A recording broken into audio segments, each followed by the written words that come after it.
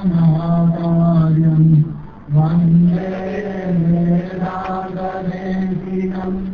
लक्ष्मीनाथसमारम्भां नादयामुनमध्यमाम् अस्मदाचार्यपर्यन्तां वन्दे गुरुपरम्पराम् यो नित्यमच्युतपदाम्बुजयुग्मरुग्म व्यामोहदस्तवितराणि ऋणाय मेने अस्मद्गुरो भगवतोऽस्य दयैकसिन्धो रामानुजस्य चरणौ शरणं प्रपद्ये भूतं परश्च महदाव्यपट्टनाद श्रीभक्तिकारकुलशेखर योगिवान् भक्ताङ्गिरेणुपरकालयतीन्द्रमृष्णाम् श्रीमत्पराङ्गुसमुनिं प्रणतोऽस्मि नित्यम् नाम संकीर्तनं यस्य सर्वपापप्रणाशनम् प्रणामो दुःखशमनः तं नमामि हरिं परम् वसुदेवसुतं देवं कंसचाणूरमर्दनम् देवकी परमानन्दं कृष्णं वन्दे जगद्गुरुम् பொலிக பொலிக பொலிக போலிச்சு வள்ளியிற்சாரம் நலியும் நரகமும் நைந்த நமனுக்கு இங்கு யாதொன்றுமில்லை களியும் கெடும் கண்டுகொன்மின் கடல் வண்ணன் பூதங்கள் மண்மேல் மடிய புகுந்து இதை பாடியாடி உயிரறக் கண்டோம். பகவான் கருணாசாகர். ஒவ்வொரு நொடி பொழுதும் இந்த ஜீவர்கள் மேல பகவானுடைய கருணை விழுந்துதான். பகவானுடைய கருணை அப்படின்ற ஒண்ணு மட்டும் இல்லை அப்படின்னு சொன்னா பயங்கரமாக இருக்கும். அந்த பிரபு தானே சகல விதமான தர்மங்களையும் அனுஷ்டானம் செய்து காட்டுகின்றார். யத் யத் ஆச்சரதி சிரேஷ்டः தத்தத் ஏவ இதரோ ஜனः தயத் பிரமாணம் குருதே லோகः தத் அனுவர்த்ததே. கீதையில பகவான் சொல்றார், பெரியவர்கள் எதை செய்கிறார்களோ, எதை ஆச்சாரம், எதை தர்மம்னு சொல்றாரோ அதையே மற்றவர்கள் எல்லாம் ஃபாலோ பண்றாரோ. அவர்கள் எதை பிரமாணம் காற்றாரோ அதையே பிரமாணமாக சாதாரண ஜனங்கள் எடுத்துக் கொள்கின்றார்கள் அப்படின்னு சொல்ற. அதனால பெரியவா எல்லாரும் ரொம்ப சர்வ ஜாகிரதையா தங்களுடைய தர்மத்தை ஒழுங்கான முறையில பரிபாலனம் செய்கின்றார்கள். அவ எத்தனைக்கத்தனை தர்மத்தை பரிபாலனம் பண்றாரோ அத்தனைக்கத்தனை தர்மமானது லோகத்துல எல்லா இடத்துலயும் பரவத்தான். தர்மம் இருந்தால்தான் லோகம் நன்னா இருக்கும். அப்படி பகவான் ஒவ்வொரு குலத்திலையும் விதவிதமா அவதாரம் செய்து தர்மத்தை தான் நடத்தி காட்டான், தான் நடந்து காட்டான். இந்த தர்மத்தை பரிபாலனம் பண்ண சத்திரிய தர்மத்தை ராமனா இருந்து நிரூபணம் பண்றான். வைஷ்ய தர்மத்தை கிருஷ்ணனா இருந்து நிரூபணம் பண்றான்.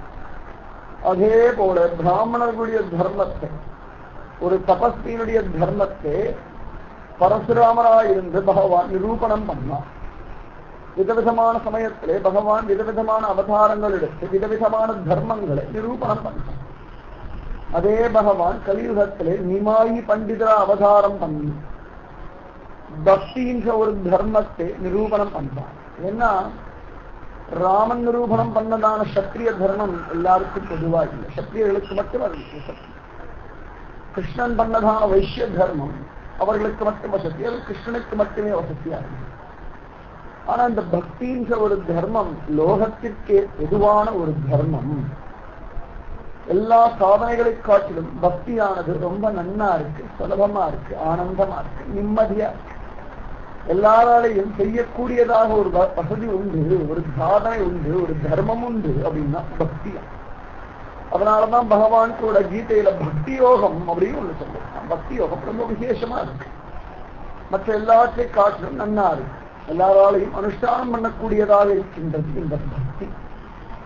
அதனால இந்த பக்தின்ற ஒரு தர்மத்தை நிரூபணம் செய்யணும் அப்படின்னு லோகத்துல அவதாரம் பண்ணான் கிருஷ்ணன். கௌரவ அதிகா கௌராங்க மகாபிரபு அவதாரம் பண்ணான். சதா சர்வகாலமும் ஜனங்களோட நாம சங்கீர்த்தனம் மகாத்மியத்தை பரிபாலனம் பண்ணிட்டு வந்தான் இந்த கௌர்ஹரின்ற நிமாயி பண்டிதர். நவத்வீபம் முழுக்க நாம சங்கீர்த்தனம் மகாத்மியம் நன்னா பரவிடும். எல்லா ஜனங்களுக்கும் நாம சங்கீர்த்தனத்துல ஒரு ருச்சி வந்துடும். அதனால கௌர்ஹரி பார்த்தார், தேச மனுஷவார்த்தாலே அவர்களையும் உத்தாரணம் பண்ணணும், அவர்களையும் மகாபாபத்திலிருந்து விடுவிக்கணும், லோகத்தையே உத்தாரணம் பண்ணணும் அப்படின்னு ஆசை வந்துருக்கார். ஏதான ஒரு பெரிய காரியம், மகத்தான ஒரு காரியம் பண்ணணும்னா தியாகம் பண்ணித்தான் ஆகும். தியாகம் பண்ணாம ஒரு காரியம் பண்ண முடியாது. ஏகாசி உபவாசம் இருக்கணும், ஏகாசியுடைய பரிபூர்ண பலன் அனுபவிக்கணும்னா அன்னைக்கு அன்னத்தை தியாகம் பண்ணித்தான் ஆகும். அப்போதுதான் ஏகாசியுடைய மகாத்மியம் மகத்துவம் தெரியும். அந்த மாதிரி ஒரு குடும்பத்தை ரட்சிக்கணும், எனக்கு குடும்பத்தோட எல்லாரும் இருக்கணும்னு ஆசையா இருக்கணும் அப்படின்னா கொஞ்சம் தன்னுடைய சுகத்தை விட்டு கொடுத்துதான் ஆகும். தன்னுடைய சுகத்தை விட்டு கொடுத்துதான் ஆகும். ஒரு ஆட்டுக்கு மருமகளா போறா அப்படின்னா தன் இஷ்டப்படியெல்லாம் ஆட முடியாது, கொஞ்சம் தன்னுடைய சுகத்தை விட்டு கொடுத்துதான் ஆகணும். அந்த மாதிரி ஒரு ஆஃபீஸ் போறோம், தனம் வேணும் அப்படின்னா தனத்துக்கு அவன் சொல்ற நேரத்துக்கெல்லாம் போகணும், அவன் சொல்ற காரியங்கள் எல்லாம் பண்ணணும். சில விஷயங்களை தியாகம் பண்ணித்தான் ஆக முடியாதுன்னு சொல்ல முடியாது. ஏன்னா இந்த லோகமே தியாகத்தினாலதான் நடந்து கொண்டு இருக்கின்றது. எல்லாத்துக்கும் ஒரு தியாகம் அவசியமா இருக்கு. அப்பா அம்மா சின்ன குழந்தையா இருக்கும்போது நம்மளை காப்பாற்றுறா, வயசானவர்கள் அவளை காப்பாற்றிக்க சக்தி இல்லைன்ற போது நம்முடைய சுகத்தை கொஞ்சம் விட்டு கொடுத்து பெற்றோர்களை காப்பாற்ற வேண்டியதான ஒரு தியாகம் பண்ண வேண்டியதான் இருக்கு. பண்ணாம இருக்க முடியாது. எல்லாத்துலையும் ஏதோ ஒரு தியாகம் இருந்துதான் இருக்க வாய்ப்பு. ஆத்மஸ்திரீகள் இருக்கா அப்படின்னா எல்லாரையும் திருப்திப்படுத்தணும் அப்படின்னா ஒவ்வொரு நாளைக்கு ஒவ்வொருத்தரும் பிடிச்சதான ஒரு காயை தான் பண்ணுறோம். அந்த சமயத்துல அடுத்த நாள் பிடிச்ச காய்னா நம்முடைய ஆசையை கொஞ்சம் தியாகம் பண்ணி அந்த காயை சாப்பிட்டுத்தான் ஆகும். இப்படி வாழ்க்கையில காத்தால் எழுந்ததுல இந்த ராத்திரி தூங்குற வரைக்கும் இந்த தியாகம்ன்ற ஒண்ணு இரண்டரா கலந்த ஒரு விஷயம். இந்த மாற்ற முடியாது. ஆனா இது நம்முடைய சுகத்துக்காக. முக்காவாசி நம்ம பண்ற தியாகம் எல்லாம் பார்த்தா நம்முடைய கிரகம் நன்னா இருக்கணும், நம்ம நன்னா இருக்கணும், நம்ம மனசுல ஆனந்தம் உண்டாகணுன்றதுக்காக நம்ம பண்ற சின்ன சின்ன சின்ன சின்ன ஒரு தியாகம். ஆனா லோகமே ஆனந்தப்படணும் அப்படின்னா பெரியதான ஒரு தியாகம் பண்ணிட்டான். அது எல்லாராலையும் பண்ண முடியாது. எல்லாருக்கும் அப்பேற்பட்டதான ஒரு மனோபலம் மனப்பக்குவம் மரபு. லோகத்தையே உத்தாரணம் பண்ணனா முதல்ல தன்னுடையதான எல்லாவற்றையும் தியாகம் பண்ணும், மகத்தியாகம். அந்த தியாகம் சாட்சாத் பகவான் மட்டும்தான் பண்ணணும், ஒரு யாரும் பண்ண முடியாது. மனுஷர்களால பெரியதான ஒரு தியாகம் பண்ண முடியாது. ஒரு அளவு வரைக்கும் பண்ணிட்டு போகலாம். நிமாயி பண்டிதர் சாட்சாத் பகவான். அதனால லோகத்தை உத்தாரணம் பண்ணணும் அப்படின்னு சொல்லி முடிவு பண்ணி பெரியதான ஒரு தியாகம் பண்ணலாம்னு சொல்லி சன்னியாசம் வாங்கிக்கான். சன்னியாசம் எல்லாத்தையும் தியாகம் பண்ணலாம். பார்த்தா தப்பு போல தோணும். இப்படி சசிமாத வயசானவரை விட்டுட்டு போகலாமா, எவ்வளவு வயசுல ஒரு விஷ்ணுபிரியா தேவி இருக்கா அவரை விட்டுட்டு போகலாமா அப்படின்னா அதுக்காக இன்னொரு ஜென்மம் எடுக்கும். அதுக்குள்ள இந்த ஜென்மாவை கெஞ்சியவர்கள் கஷ்டப்பட்டு போகும். இந்த ஒரு விஷ்ணுபிரியா தேவியுடைய துக்கத்தை நம்ம பார்க்கிறோம். ஒரு சசிமாதாவுடைய துக்கம் நெஞ்ச கசக்கத்தை போட்டு பாடாத பாடுபடுத்தது. ஆனா எத்தனையோ ஸ்திரீகள் தன் புருஷன் சரியில்லைன்னு உள்ளுக்குள்ளேயே குமரின் இருக்கார்கள். அவளுடைய துக்கத்தை யாரிடத்துல போய் அவள் சொல்லுவார்? எத்தனையோ தாய்மார்கள் தங்கள் குழந்தைகள் ஒழுங்கா இல்லையே, இந்த குழந்தைகள் உத்தாரணமா ஆகணும், இந்த குழந்தைகள் நல்வழிப்பட்டா தேவலையே நினைக்கிறாளே. அப்ப அத்தனை தாய்மார்களுடைய வேதனையை வாங்கி ஜீரணம் பண்ணி சுகம் கொடுக்கறதுக்கு ஒரு நிமாய் இவா ரெண்டு பேரும் தியாகம் பண்ணித்தான் ஆகணும். எனக்கு கதை சொல்லும் பொழுது அடடா இது பண்ணலாமான்னு ஒரு நிமாயி மேல ஒரு கோபம் வரத்தான் செய்யும். நிச்சயமா நிமாயி மேல ஒரு கோபம் வந்திருக்கும். அடடா நிமாயி பண்ணது இப்படி பண்ணலாமா, சசிமாதா அழவிடலாமா, விஷ்ணுபிரியாதை படாத பாடு படுத்தலாமா, எவ்வளவு ஸ்திரீ தானே அப்படின்னு தோணும். யுவ ஸ்திரீகள் என்ன பாடுபடுறான்னு ஒரு ஆச்சாரிய ஸ்தானத்துல இருந்து பார்த்தார். எத்தனை ஆண் குழந்தைகள் தங்களுக்கு வழிகாட்ட ஆள் இல்லையே அலைகிறார். சன்னியாசியா இருந்தா எப்ப வேணா போய் பேசலாம், எப்ப வேணா விஷயங்களை கேட்டுக்கலாம். ஒரு கிரகஸ்த தர்மத்தை இருக்கார், ஆட்டி மனைவியோட இருக்கார் அப்படின்ற சமயத்தை போய் கதவை தட்டி கூட்டின விஷயம் சொல்லுங்கன்னு சொல்ல முடியுமா? ஆனா சன்னியாசின்னா ரொம்ப சுதந்திரமா எல்லாரும் பக்கத்துல நெருங்கி பழகலாம் இல்லையா, அவ்வளவு அழகா விஷயங்களை கேட்டுக்கலாம் இல்லையா? அதனால லோகத்தை உத்தாரணம் பண்ணும் ஒரு கர்மாவுக்காக இவா ரெண்டு பேரும் சேர்ந்து தியாகம் பண்ணித்தான் ஆகும். பக்தர்களோட நம்ம சேர்ந்துட்டோம் அப்படின்னா, பக்த கோஷ்டியில ஒரு இடம் வேணும் அப்படின்னா அவர்கள் எதெல்லாம் தியாகம் பண்ணிச்சாலோ அவர்கள் நம்மள தியாகம் பண்றது தயாரா இருந்தா நாமும் அவர்களோட நமக்கு ஒரு பந்தம் இருக்கு. அன்பு தியாகம் பண்ண அவசியம் இல்லை. அவளுடைய ஹிருதயத்திலே நமக்கு இடம் கிடையாது, நம்முடைய ஹிருதயத்தில் அவளுக்கு இடம் கிடையாது, அந்த தியாகம் அவசியம் இல்லையா? அவர்களோட நமக்கு ஒரு பந்தம், தேக பந்தம் அப்படின்னு ஒண்ணு இருக்கும், ரத்த பந்தம் ஒண்ணு இருக்கு. இத தியாகம் பண்ணித்தான் ஆகும். அப்பொழுதுதான் லோகம் உத்தாரணம் ஆகும்.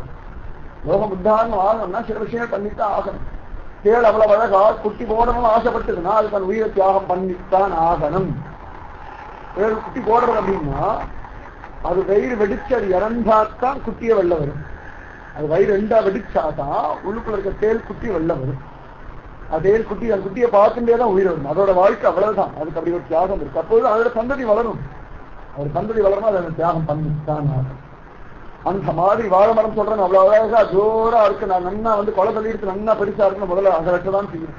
பக்கத்துல இருக்க சந்தி நன்னா இருக்கு, அதை வச்சுத்தானே ஆகணும். அந்த மாதிரி லோகத்துல சில தியாகம் அத்தியாவசிய தேவையாகத்தான் இருக்கு. இதை மாற்ற முடியாது. மனுஷ ஜீவர்கள் நன்னா இருக்கணும், மனுஷ தேகம் நன்னா இருக்கணுமா காய்கறிலாம் எடுத்து சாப்பிட்டுதான் ஆகணும். அப்ப அது காய்கறிலாம் தியாகம் பண்ணிட்டுதான் ஆகணும். இது ஒன்னோட ஒன்னோட ஒன்னோட ஒண்ணு இந்த தியாகம் ஒரு விஷயம் நூலிலே போல ஊடுருவி கிடக்கிறது. அதனால நிமாயி பண்டிதர் சர்வத்தையும் தியாகம் பண்ணணும்னு நினைச்சது சரிதான், தப்பே கிடையாது. கிருஷ்ணபிரியா தேவியும் பின்னாடி அது ஒத்துண்டுட்டான்.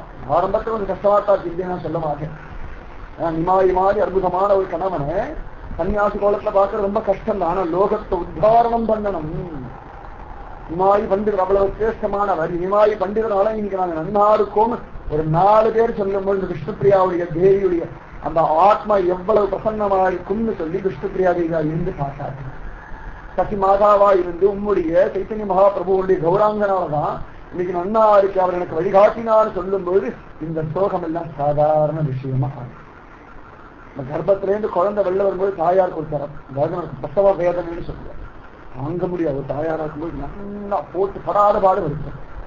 ஆனா இந்த குழந்தை பிறந்த விளையாடி கொஞ்சம் முகத்தையும் அது ஆடுறதையும் பாடுறதையும் குதிக்கிறதையும் அது அழகதையும் பார்க்கறதுன்னு பிரசவ வேதனைன்னு இந்த ஒரு துக்கம் கன நேரத்தை மறந்து போயிடுது. கன நேரத்தை மறந்து போயிடுது. பிரசவ வேதனை ஒண்ணும் இல்லை அப்படின்னு தோணி போயிடுது. அந்த மாதிரி சில விஷயங்கள்லாம் பிரசவ வேதனை போல அந்த நேரத்துல பயங்கரமாத்தான் இருக்கும். ஆனா நாள் பட பெரியதான ஆனந்தம் கிடைக்கும் போது இந்த விஷயங்கள்லாம் ஒண்ணுமில்லை அப்படின்னு ஆகிட்டார். அதனால நிமாயி பண்டிதர் தைரியமா திடமா முடிவு பண்ணிட்டாங்க. அவருக்கு தெரியும் சசி மாதாவும் அவ்வளவு அழகா அத்தியற்புதமா விஷ்ணுபிரியா தேவியும் அப்படி மனசுல உடஞ்சு போக மாட்டான். வீர புருஷர் மாதிரி அவர்கள்லாம் வீரமான ஸ்திரீகள். இல்லாட்டி நிமாயி பண்டிதரோட ஒரு சம்பந்தம் கிடைக்குமா? நிமாயி பண்டிதருக்கு அம்மாவா வர முடியுமா? நிமாயி பண்டிதர் மனைவியா விஷ்ணுபிரியா தேவியால் வர முடியுமா? இவாளுடைய ஹிருதயம் எப்படி இருக்குன்னு அவருக்கு தெரியும். இவர்கள் எப்படி இருந்தாலும் நாம சங்கீர்ணம் பண்ணுவா, லோகத்தை உத்தாரணம் பண்றதுக்காக இந்த விஷயத்தை ஏற்றுப்பான் நன்னா தெரிஞ்சவர் நிமாயி பண்டிதர். பரபர மனசு இல்லை, பலகீனமான மனசு உடையவர்கள் இல்லை, நல்ல பலமுடைய மனசு உடையவர்கள். இருந்தாலும் கொஞ்சம் கை நழுவும் பொழுது ஒரு துக்கம் இருக்கத்தான். மரணன் கதறான் ராமச்சந்திரமூர்த்தி பார்த்து, பிரபோ நீர் ஜடாமுடி தரிக்கலாமா, மானூரி உடுத்திக்கலாமா, காற்று அலையலாமா, கல்லொலி மொழி நடக்கலாமா, ஐயோன்னு கதறின. அதே பரதனை பார்த்து ராமன் அவ்வளவு அழகா, ஏ பிரபோ குழந்தை போடா போய் ராஜ்ய பரிபாலனம் பண்ணு, உன் இடத்துல பொறுப்பு ஒப்படைச்சிருக்கேன் போடா அப்படின்னு சொன்னேன். அவனும் ஜடாமுடி தெரிச்சுண்டு மரவுரி தெரிச்சுண்டு 14 வருஷம் பிரபுவை பார்க்க முடியாம அழகா நம்பிக்கிறாம உட்காந்து ராஜ்ய பரிபாலனம் பண்ணிட்டு தான் இருந்தான். அப்ப பரதனுக்கு கல்மனசு அர்த்தம் இல்லை. லோகத்தை உத்தாரணம் பண்றதுக்கா ராமன் ஒரு சங்கல்பம் பண்ணா அந்த சங்கல்பத்துக்கு இடஞ்சலா இல்லாம இருக்கிறது தான் உத்தமமான சிஷ்ய லட்சணம், உத்தமமான பக்த லட்சணம்னு சொல்லி சர்வத்தையும் தியாகம் என்று அவன் உட்கார்ந்து. அந்த மாதிரி நிமாயி பண்டிதர் முடிவு பண்ணிட்டார். நவதீபம் முழுக்க நிமாயி பண்டிதர் சன்னியாசம் வாங்கிக்க போறார் அப்படின்னு ஒரு பரவலான செய்தி வந்து. சாதாரணமா பார்த்தோம்னா அந்த காலத்துல நவதீபத்துல நிறைய படிச்சவாள்லாம் நன்னா படிச்சாச்சு, வியாக்கரணம் தெரியும், ஜோதிஷம் தெரியும், வர்க்கசாஸ்திரம் தெரியும் அப்படின்னு இதிகாச புராணங்களை நான் தெரிஞ்சுடுத்தினா அதை கொண்டு மாணவர்களுக்கு விஷயங்களை சொல்லிக் கொடுத்து தான் சுகபோகமான வாழ்வு வாழ்வதற்காக மட்டுமே அந்த காலத்துல பாண்டித்யம் எல்லாம் இருந்தது. அதை தாண்டி பக்தின்ற ஒரு லெவலுக்கு போனதும் நிமாயி பண்டிதர்தான். அதையும் தாண்டி சர்வதியாகம் பண்ணிட்டு அவ்வளவு அழகா லோகத்தை உத்தாரணம் பண்ணணும் அந்த ஒரு லெவலுக்கு போனதும் நிமாயி பண்டிதர். அதனால ஜனங்களுக்கு ரொம்ப ஆச்சரியமா இருந்தது, சில பேருக்கு வருத்தமா இருந்தது, சில பேருக்கு நடக்குமா பொய்யோ அப்படின்னு சந்தேகம் வந்தது. ஆனா எதை பத்தியும் நிமாயி பண்டிதர் கிஞ்சிட்டு கூட கவலையே படல. ஏன்னா அவர் ஹிருதயத்துக்கு தெரியும் அவர் என்ன காரியம் பண்ண போறார், எந்த சமயத்துல பண்ண போறார், லோகத்தை உத்தாரணம் பண்றதுக்காக பண்ண போறாங்க. அவர் ஒவ்வொருத்தரும் தனித்தனியா கூப்பிட்டு பதில் சொல்லிட்டு கிடக்குது. தான் என்ன பண்ண போறோம் அவர் ஹிருதயத்துக்கு நன்னாது. நம்ம ஹிருதயத்துக்கு ஒரு விஷயம் நிச்சயமா நம்ம நல்லதுதான் பண்றோம்னு தெரிஞ்ச பிறகு அடுத்த ஆளை கூப்பிட்டு உட்கார வச்சு சமாதானம் சொல்லி இந்த மாதிரி நான் பண்ண போறேன், அதனால நீங்க வருத்தப்பட வேண்டாம் அப்படின்னா சொல்ல வேண்டிய அவசியம் கிடையாது. பாடத்தை என்ன சொல்ல வேண்டியிருக்கணும், ஆச்சாரியத்தானத்தில் இருக்கிறவா பகவானுக்கு சொல்லணும், தன்னை மேல்பட்ட வாழ்க்கையிட சொல்லணும், ஒழிய மற்ற வாழ்க்கை சொல்ல வேண்டிய அவசியம் இல்லை. ஆத்துல ஏதோ ஒரு கஷ்டம் வந்துருன்னா அப்பா யாரிடத்துல கடன் வாங்குறது குழந்தைகிட்ட சொல்ல வேண்டிய அவசியம் இருக்கா? கிடையாது. அவசியம் இல்லாதது போல சதாச்சாரியர்கள், பகவத் பக்தர்கள், பாகவதோத்தமர்கள் தாங்கள் என்ன காரணத்தை கொண்டு என்ன காரியம் பண்றோம்னு தன்னை காட்டிலும் மேம்பட்டவர்களிடத்துல சொல்ல வேண்டிய அவசியம் இருக்கிறத, தன்னை காட்டிலும் கீழானவர்களுக்கு சொல்ல வேண்டிய அவசியம் இல்லை. அப்படியே அவ கேட்டாலும் கேட்கிற முறைப்படி கேட்டா சொல்ற முறைப்படி சத்தியமா சொல்லுவார். அதனால நிமாய் பண்டிதர் எதை பத்தியும் கவலைப்படலே, சதா சர்வகாலமும் இந்த ஜீவர்களை உத்தாரணம் பண்ணணும்னு ஒரு ஆசை உள்ளுக்குள்ள விக்கி பொங்கி எரியாதான் தகதகதகன் ஒவ்வொரு நாளும் எழுந்திலே இருக்கு. ஒவ்வொரு நாளும் சசிமாதாவும் விஷ்ணு பிரியாதேவியும் இவர் என்னைக்கு கிளம்பிடுவாரோ அப்படின்னு ஒரு பயத்துல இருந்துருந்தார். ஏன்னா எப்ப வேணா சன்னியாசம் முடிவு பண்ணது, எப்ப வேணா கிளம்பிடுவார் அப்படின்னு நினைச்சிட்டு இருந்தா. அவர் முன்னாடியே சொல்லி வச்சுதான் கிளம்பிடுவேன் அப்படின்னு சொல்லிட்டார். உத்தரவாயம் வருவதற்காக காத்துருந்தார். ஒவ்வொரு நாளும் ஜனங்கள் எல்லாம் பஜனை பண்றா. இப்போதெல்லாம் அவர் பஜனைக்கெல்லாம் எங்கேயும் போகிறதில்லை. தான் உண்டு, தன் கிரகம் உண்டு, நாம சங்கீர்த்தம் உண்டு, கண்ணை மூடி உட்கார்ந்து தியானம் பண்றது. நிமாயி பண்டிதருடைய இப்போதைய செயல்பாடுகளே பார்த்தோம்னா ஒரு சன்னியாசிக்குரியதான விஷயம் எல்லாம் அவருக்கு வந்துடும். முன்னாடி மாதிரி நிமாயிகளுடைய அந்த குறும்புத்தனம் எல்லாம் போயிடும். பக்தர்கள் அவர்களோட கிரகத்தை விட்டுட்டு தானா நிமாய் பண்டிதர் கிரகத்துக்கு வரா. அவரோட கொஞ்ச நேரம் உட்கார்றா. எல்லாரையும் ஹரிபோல் ஹரிபோல் ஹரிநாம சங்கீர்த்தனம் இருக்கு. எல்லா சமயத்தையும் காப்பாற்றும், எந்த சமயத்தையும் யாருக்காகவும் வருந்தக்கூடாது அப்படின்னு சொல்லி இவர்கள் மனசை பக்குவப்படுத்திட்டு வரா. எல்லாரும் அமைதியா போறா. தங்களுடைய ஆச்சாரிய கட்டளையா இருக்கிற நாம சங்கீர்த்தனத்தை விடாம ஜபிச்சுட்டே வரா. நம்மால செய்ய முடிஞ்ச நாம ஒரு கர்மா நாம சங்கீர்த்தனம். அந்த கர்மாவை ஒழுங்கா பண்ணலைன்னு சொன்னா மனுஷனா இருந்த பிரயோஜனம். சும்மா சொல்லிக்கலாம் நானும் மனுஷன், எனக்கு இந்த பெயர் இருக்கு, இந்த ரூபம் இருக்கு, எவ்வளவு சொத்து இருக்கு, எவ்வளவு படிச்சிருக்கேன், இப்படி அப்பா அம்மா அப்படி, நான் இந்த குலத்துல பிறந்தேன், இந்த கோத்திரத்துல பிறந்தேன், அவ்வளவு தபசு பண்ணிருக்கேன், இவ்வளவு ஆச்சார அனுஷ்டானம் தெரியும் சொல்லிருக்கலாம். ஆனா நாம சங்கீர்த்தம் பண்றது ஒண்ணுதான் நம்முடைய பிராதான்யமான கர்மா. அந்த பிரதான கர்மாவை பண்ணலேன்னு சொன்னா பிரயோஜனம் இல்லை. அந்த மாதிரி எல்லாரும் அந்த கர்மாக்களை ஒழுங்கா பண்ணிட்டே வந்தால் ஆனந்தமா உத்தராயணமும் வந்து நிமாய் பண்டிதர் சரி சன்னியாசம் வாங்குவதற்கான காலமும் சமீபத்திற்கு அப்படின்னு சொல்லி முடிவு பண்ணிட்டார். அப்படியே இருந்திருந்தா அடுத்த நாள் சன்னியாசம் வாங்குறது அப்படின்னு ஒரு பிரிவையும் முடிவு பண்ணிட்டார். நித்யானந்தரை கூட்டி ஒரு 5-6 பேரிடத்துல மட்டும்தான் சொல்லணும், மற்ற யாருக்கும் சொல்லக்கூடாது. அது சசிமாதாவுக்கு தெரியப்படுத்தணும் அப்படின்னு சொல்லிட்டார். அந்த மாதிரி சொல்லிட்டார். ஒரு 5-6 பேருக்கு மட்டும் விஷயங்கள் சொல்லிட்டா, மற்ற யாருக்கும் சொல்லணும். அடுத்த நாளும் வந்துருச்சு. எல்லாரும் என்னமோ தெரியல, அவ மந்திரத்துக்கு வசப்பட்டா போல என்னமோ ஒரு சங்கல்பத்தினாலே அத்தனை பேரும் நிமாய் பண்டிதருடைய கிரகத்தை தேடிட்டு வந்துட்டு எல்லாரும் காலங்காத்தாலேயே கங்கையில போய் தீர்த்தமாடிச்சு. நிமாய் பண்டிதருடைய கிரகத்திற்கு அவரை பார்ப்பதற்காக எல்லாருமா வந்துட்டான். எல்லாரும் கூடி கூடி உட்கார்ந்து இருக்கான். நிமாய் பண்டிதர் எல்லாரோடையும் சேர்ந்து நாம சங்கீர்த்தம் நவதீபத்திலே நிமாய் பண்டிதரா இருந்து பண்ணக்கூடிய கடைசி நாம சங்கீர்த்தம். இந்த தேச தர்மத்தில இருந்து நிமாய் பண்டிதரா இருந்து, சசி அந்தனா இருந்து, விஷ்ணுபிரியா தேவியுடைய பர்த்தாவா இருந்து, கௌராங்கனா இருந்து, கௌர்ஹரியா இருந்து, மகாபிரபுவா இருந்து செய்யக்கூடியதான ஒரு கடைசி நாம சங்கீர்த்தம் ரொம்ப விசேஷமா இருக்கு. சமயத்துல சில விஷயங்கள்லாம் இந்த முடிவுன்னு வரும்பொழுது ஒரு விசேஷம் இருக்கத்தான் செய்யும். இந்த விஷயமே ஆரம்பத்திலையும் ஒரு விசேஷம் இருக்கு, முடிவிலையும் ஒரு விசேஷம் இருக்கத்தான் செய்யும். வாழ்க்கையுடைய ரகசியம் அது ஏன் எப்படி ஆகுறது அப்படின்னு சொல்ல முடியாது. அதாவது சங்கல்பம். ஏன்னா அது ஹிருதயத்துல நிக்கணுமோனால் ஒரு விசேஷம் இருக்கத்தான் செய்யும். அந்த மாதிரி அன்னைக்கு ஒரு நாம சங்கீர்த்தம் எல்லாரும் தன்னிலை மறந்து போய் பகவானிடத்துல அப்படியே மனசு கொண்டு பரிபூர்ணமா ஒப்படைச்சுட்டான். எல்லாரும் தன்னிலை மறந்து நாமஜபம் பண்ணிட்டு இருக்கான். ஹரே ராம ராம ராம ஹரே ஹரேன்னு அப்படி அவ்வளவு அழகா நாம சங்கீர்த்தனம் ரொம்ப ஜோரா நடந்து எல்லாருடைய மனசும் நிர்மலமா இருக்கு. எல்லாரும் கண்களை மூடி நிமாய் பண்டிதரை தியானம் பண்றாங்க. ஒவ்வொருத்தருக்கும் விதவிதமான காட்சி. சில பேருக்கு ராதிகா ரமணனா காட்சி, சில பேருக்கு ராமச்சந்திரமூர்த்தியா காட்சி, சில பேருக்கு பாலகிருஷ்ணன், சில பேருக்கு கோபாலகிருஷ்ணன். அவாவா என்னென்ன பாவத்துல இருக்காளோ அந்த பாவத்துக்கு ஏற்ற மாதிரி சில பேருக்கு நரசிம்மமூர்த்தி, சில பேருக்கு வராகமூர்த்தி, சில பேருக்கு தத்தாத்திரேய அவதாரம், சில பேருக்கு நிமாயா காட்சி கொடுக்க, சில பேருக்கு என்னமோ தெரியல இவங்க சன்னியாசி கோலமே காட்சி கொடுக்கும். எந்த கோலத்துல நிமாய் பண்டிதர் அடுத்த நாள் இருக்க போறாரோ அந்த கோலமே வா கண்கள்ல பிரத்யட்சமா தெரிய ஆரம்பிச்சு. அவளுடைய கண்களிலும் ஆனந்த பாஷ்பம் மெய்க்கால்கள் குத்திண்டு நிக்கிறது, தன்னிலே மறந்து கிடக்கிறார். அத்தனை பேரும் நினைச்சா ஆஹா இப்படியே ஜன்மா இருக்க, ஒண்ணு ஜன்மா இப்படியே முடிஞ்சிடும், இல்லாட்டி ஜன்மா இப்படியே இருக்கணும், இதுதான் ஒண்ணு இருக்கணும். நாம சங்கீர்த்தனத்துல தன்னில மறந்து கிடக்கிற சமயத்துல பகவானத்துல பரிபூர்ணமா ஒப்படைக்கிற சமயத்துல ஒண்ணு அப்படியே முடிஞ்சு போடும், இல்லாட்டி அது அப்படியே மீண்டும் ஆகிருக்கணும். திரும்பி இறங்கி ஏறி இறங்கி ஏறி ஆச்சுன்னா ஏறிந்து போயிட்டே இருக்கணும். அங்க ஒரு 5 படி ஏறி ஒரு 15 படி கீழே இது ஒரு 5 படி ஏறி 15 படி கடைசியில் பார்த்தா இறங்கினது அதிகமா இருக்கும். ஏறது 5 படி இறங்குறது 15 படினா 10 படிக்கு ரொம்ப கீழே தான் போய்க்கும். ஏறிட்டு நினைக்கிறோம். ஆனா ஒண்ணுடான்னா ஏறினது 5 படி இறங்கினது 15 படி கணக்கு பண்ணி பார்த்தோம்னா ஏறினது 50 படியா இருந்தா இறங்கினது 500 படியா இருக்கு. அதனாலதான் பக்தின்ற ஒரு விஷயம் பரிபூர்ணமா தெரிய மாட்டேன். ஏறிண்டே இருக்கலாம். ஒரு படி ஏறாலும் அது ஒரு படி நிக்கணும். இது அடுத்தபடி ஏறும். ஒரே 50 படி ஏறு, ஒரே 500 படிக்கு ஏறணும். இந்த விஷயத்துக்கு ஒரு நிதானம் இருக்கு. அதனால ஒவ்வொரு படியா ஏறணுமா. அதுக்குதான் சத்குரு அவசியம். சத்குரு இருந்தாச்சுன்னா அந்த படியில பிடிச்சி நிக்க வச்சிருவார். கீழே இறங்குற மாதிரி அகம்பா வந்து கீழே இறங்காம டக்குன்னு பிடிச்சி ஒரு கொடுத்து போட்டு வேலையை ஜாகிரதை இறங்கினா திருப்பி ஏற முடியாது. என்னடா வயலாங்க. அதனால இந்த சத்குரு இருந்துட்டாருன்னா அந்தந்த படியில் அப்படியே நிக்க வச்சிருவா, இறங்க மாட்டோம், திரும்பி மேலே ஏறிட்டு. அந்த மாதிரி அவ்வளவு அழகா ஒரு நாம சங்கீர்த்தம் எல்லாரும் தன்னிலை மறந்து கிடக்கிறா, லோகத்தையே மறந்து வைக்கிறான். எல்லாருடைய கண்கள்லையும் ஆனந்த பாஷம். அவ மனசுக்கு ஒரு பயம் இல்லை. எத்தனை நாளைக்கோ இந்த நாம சங்கீர்த்தம் இருந்துச்சு.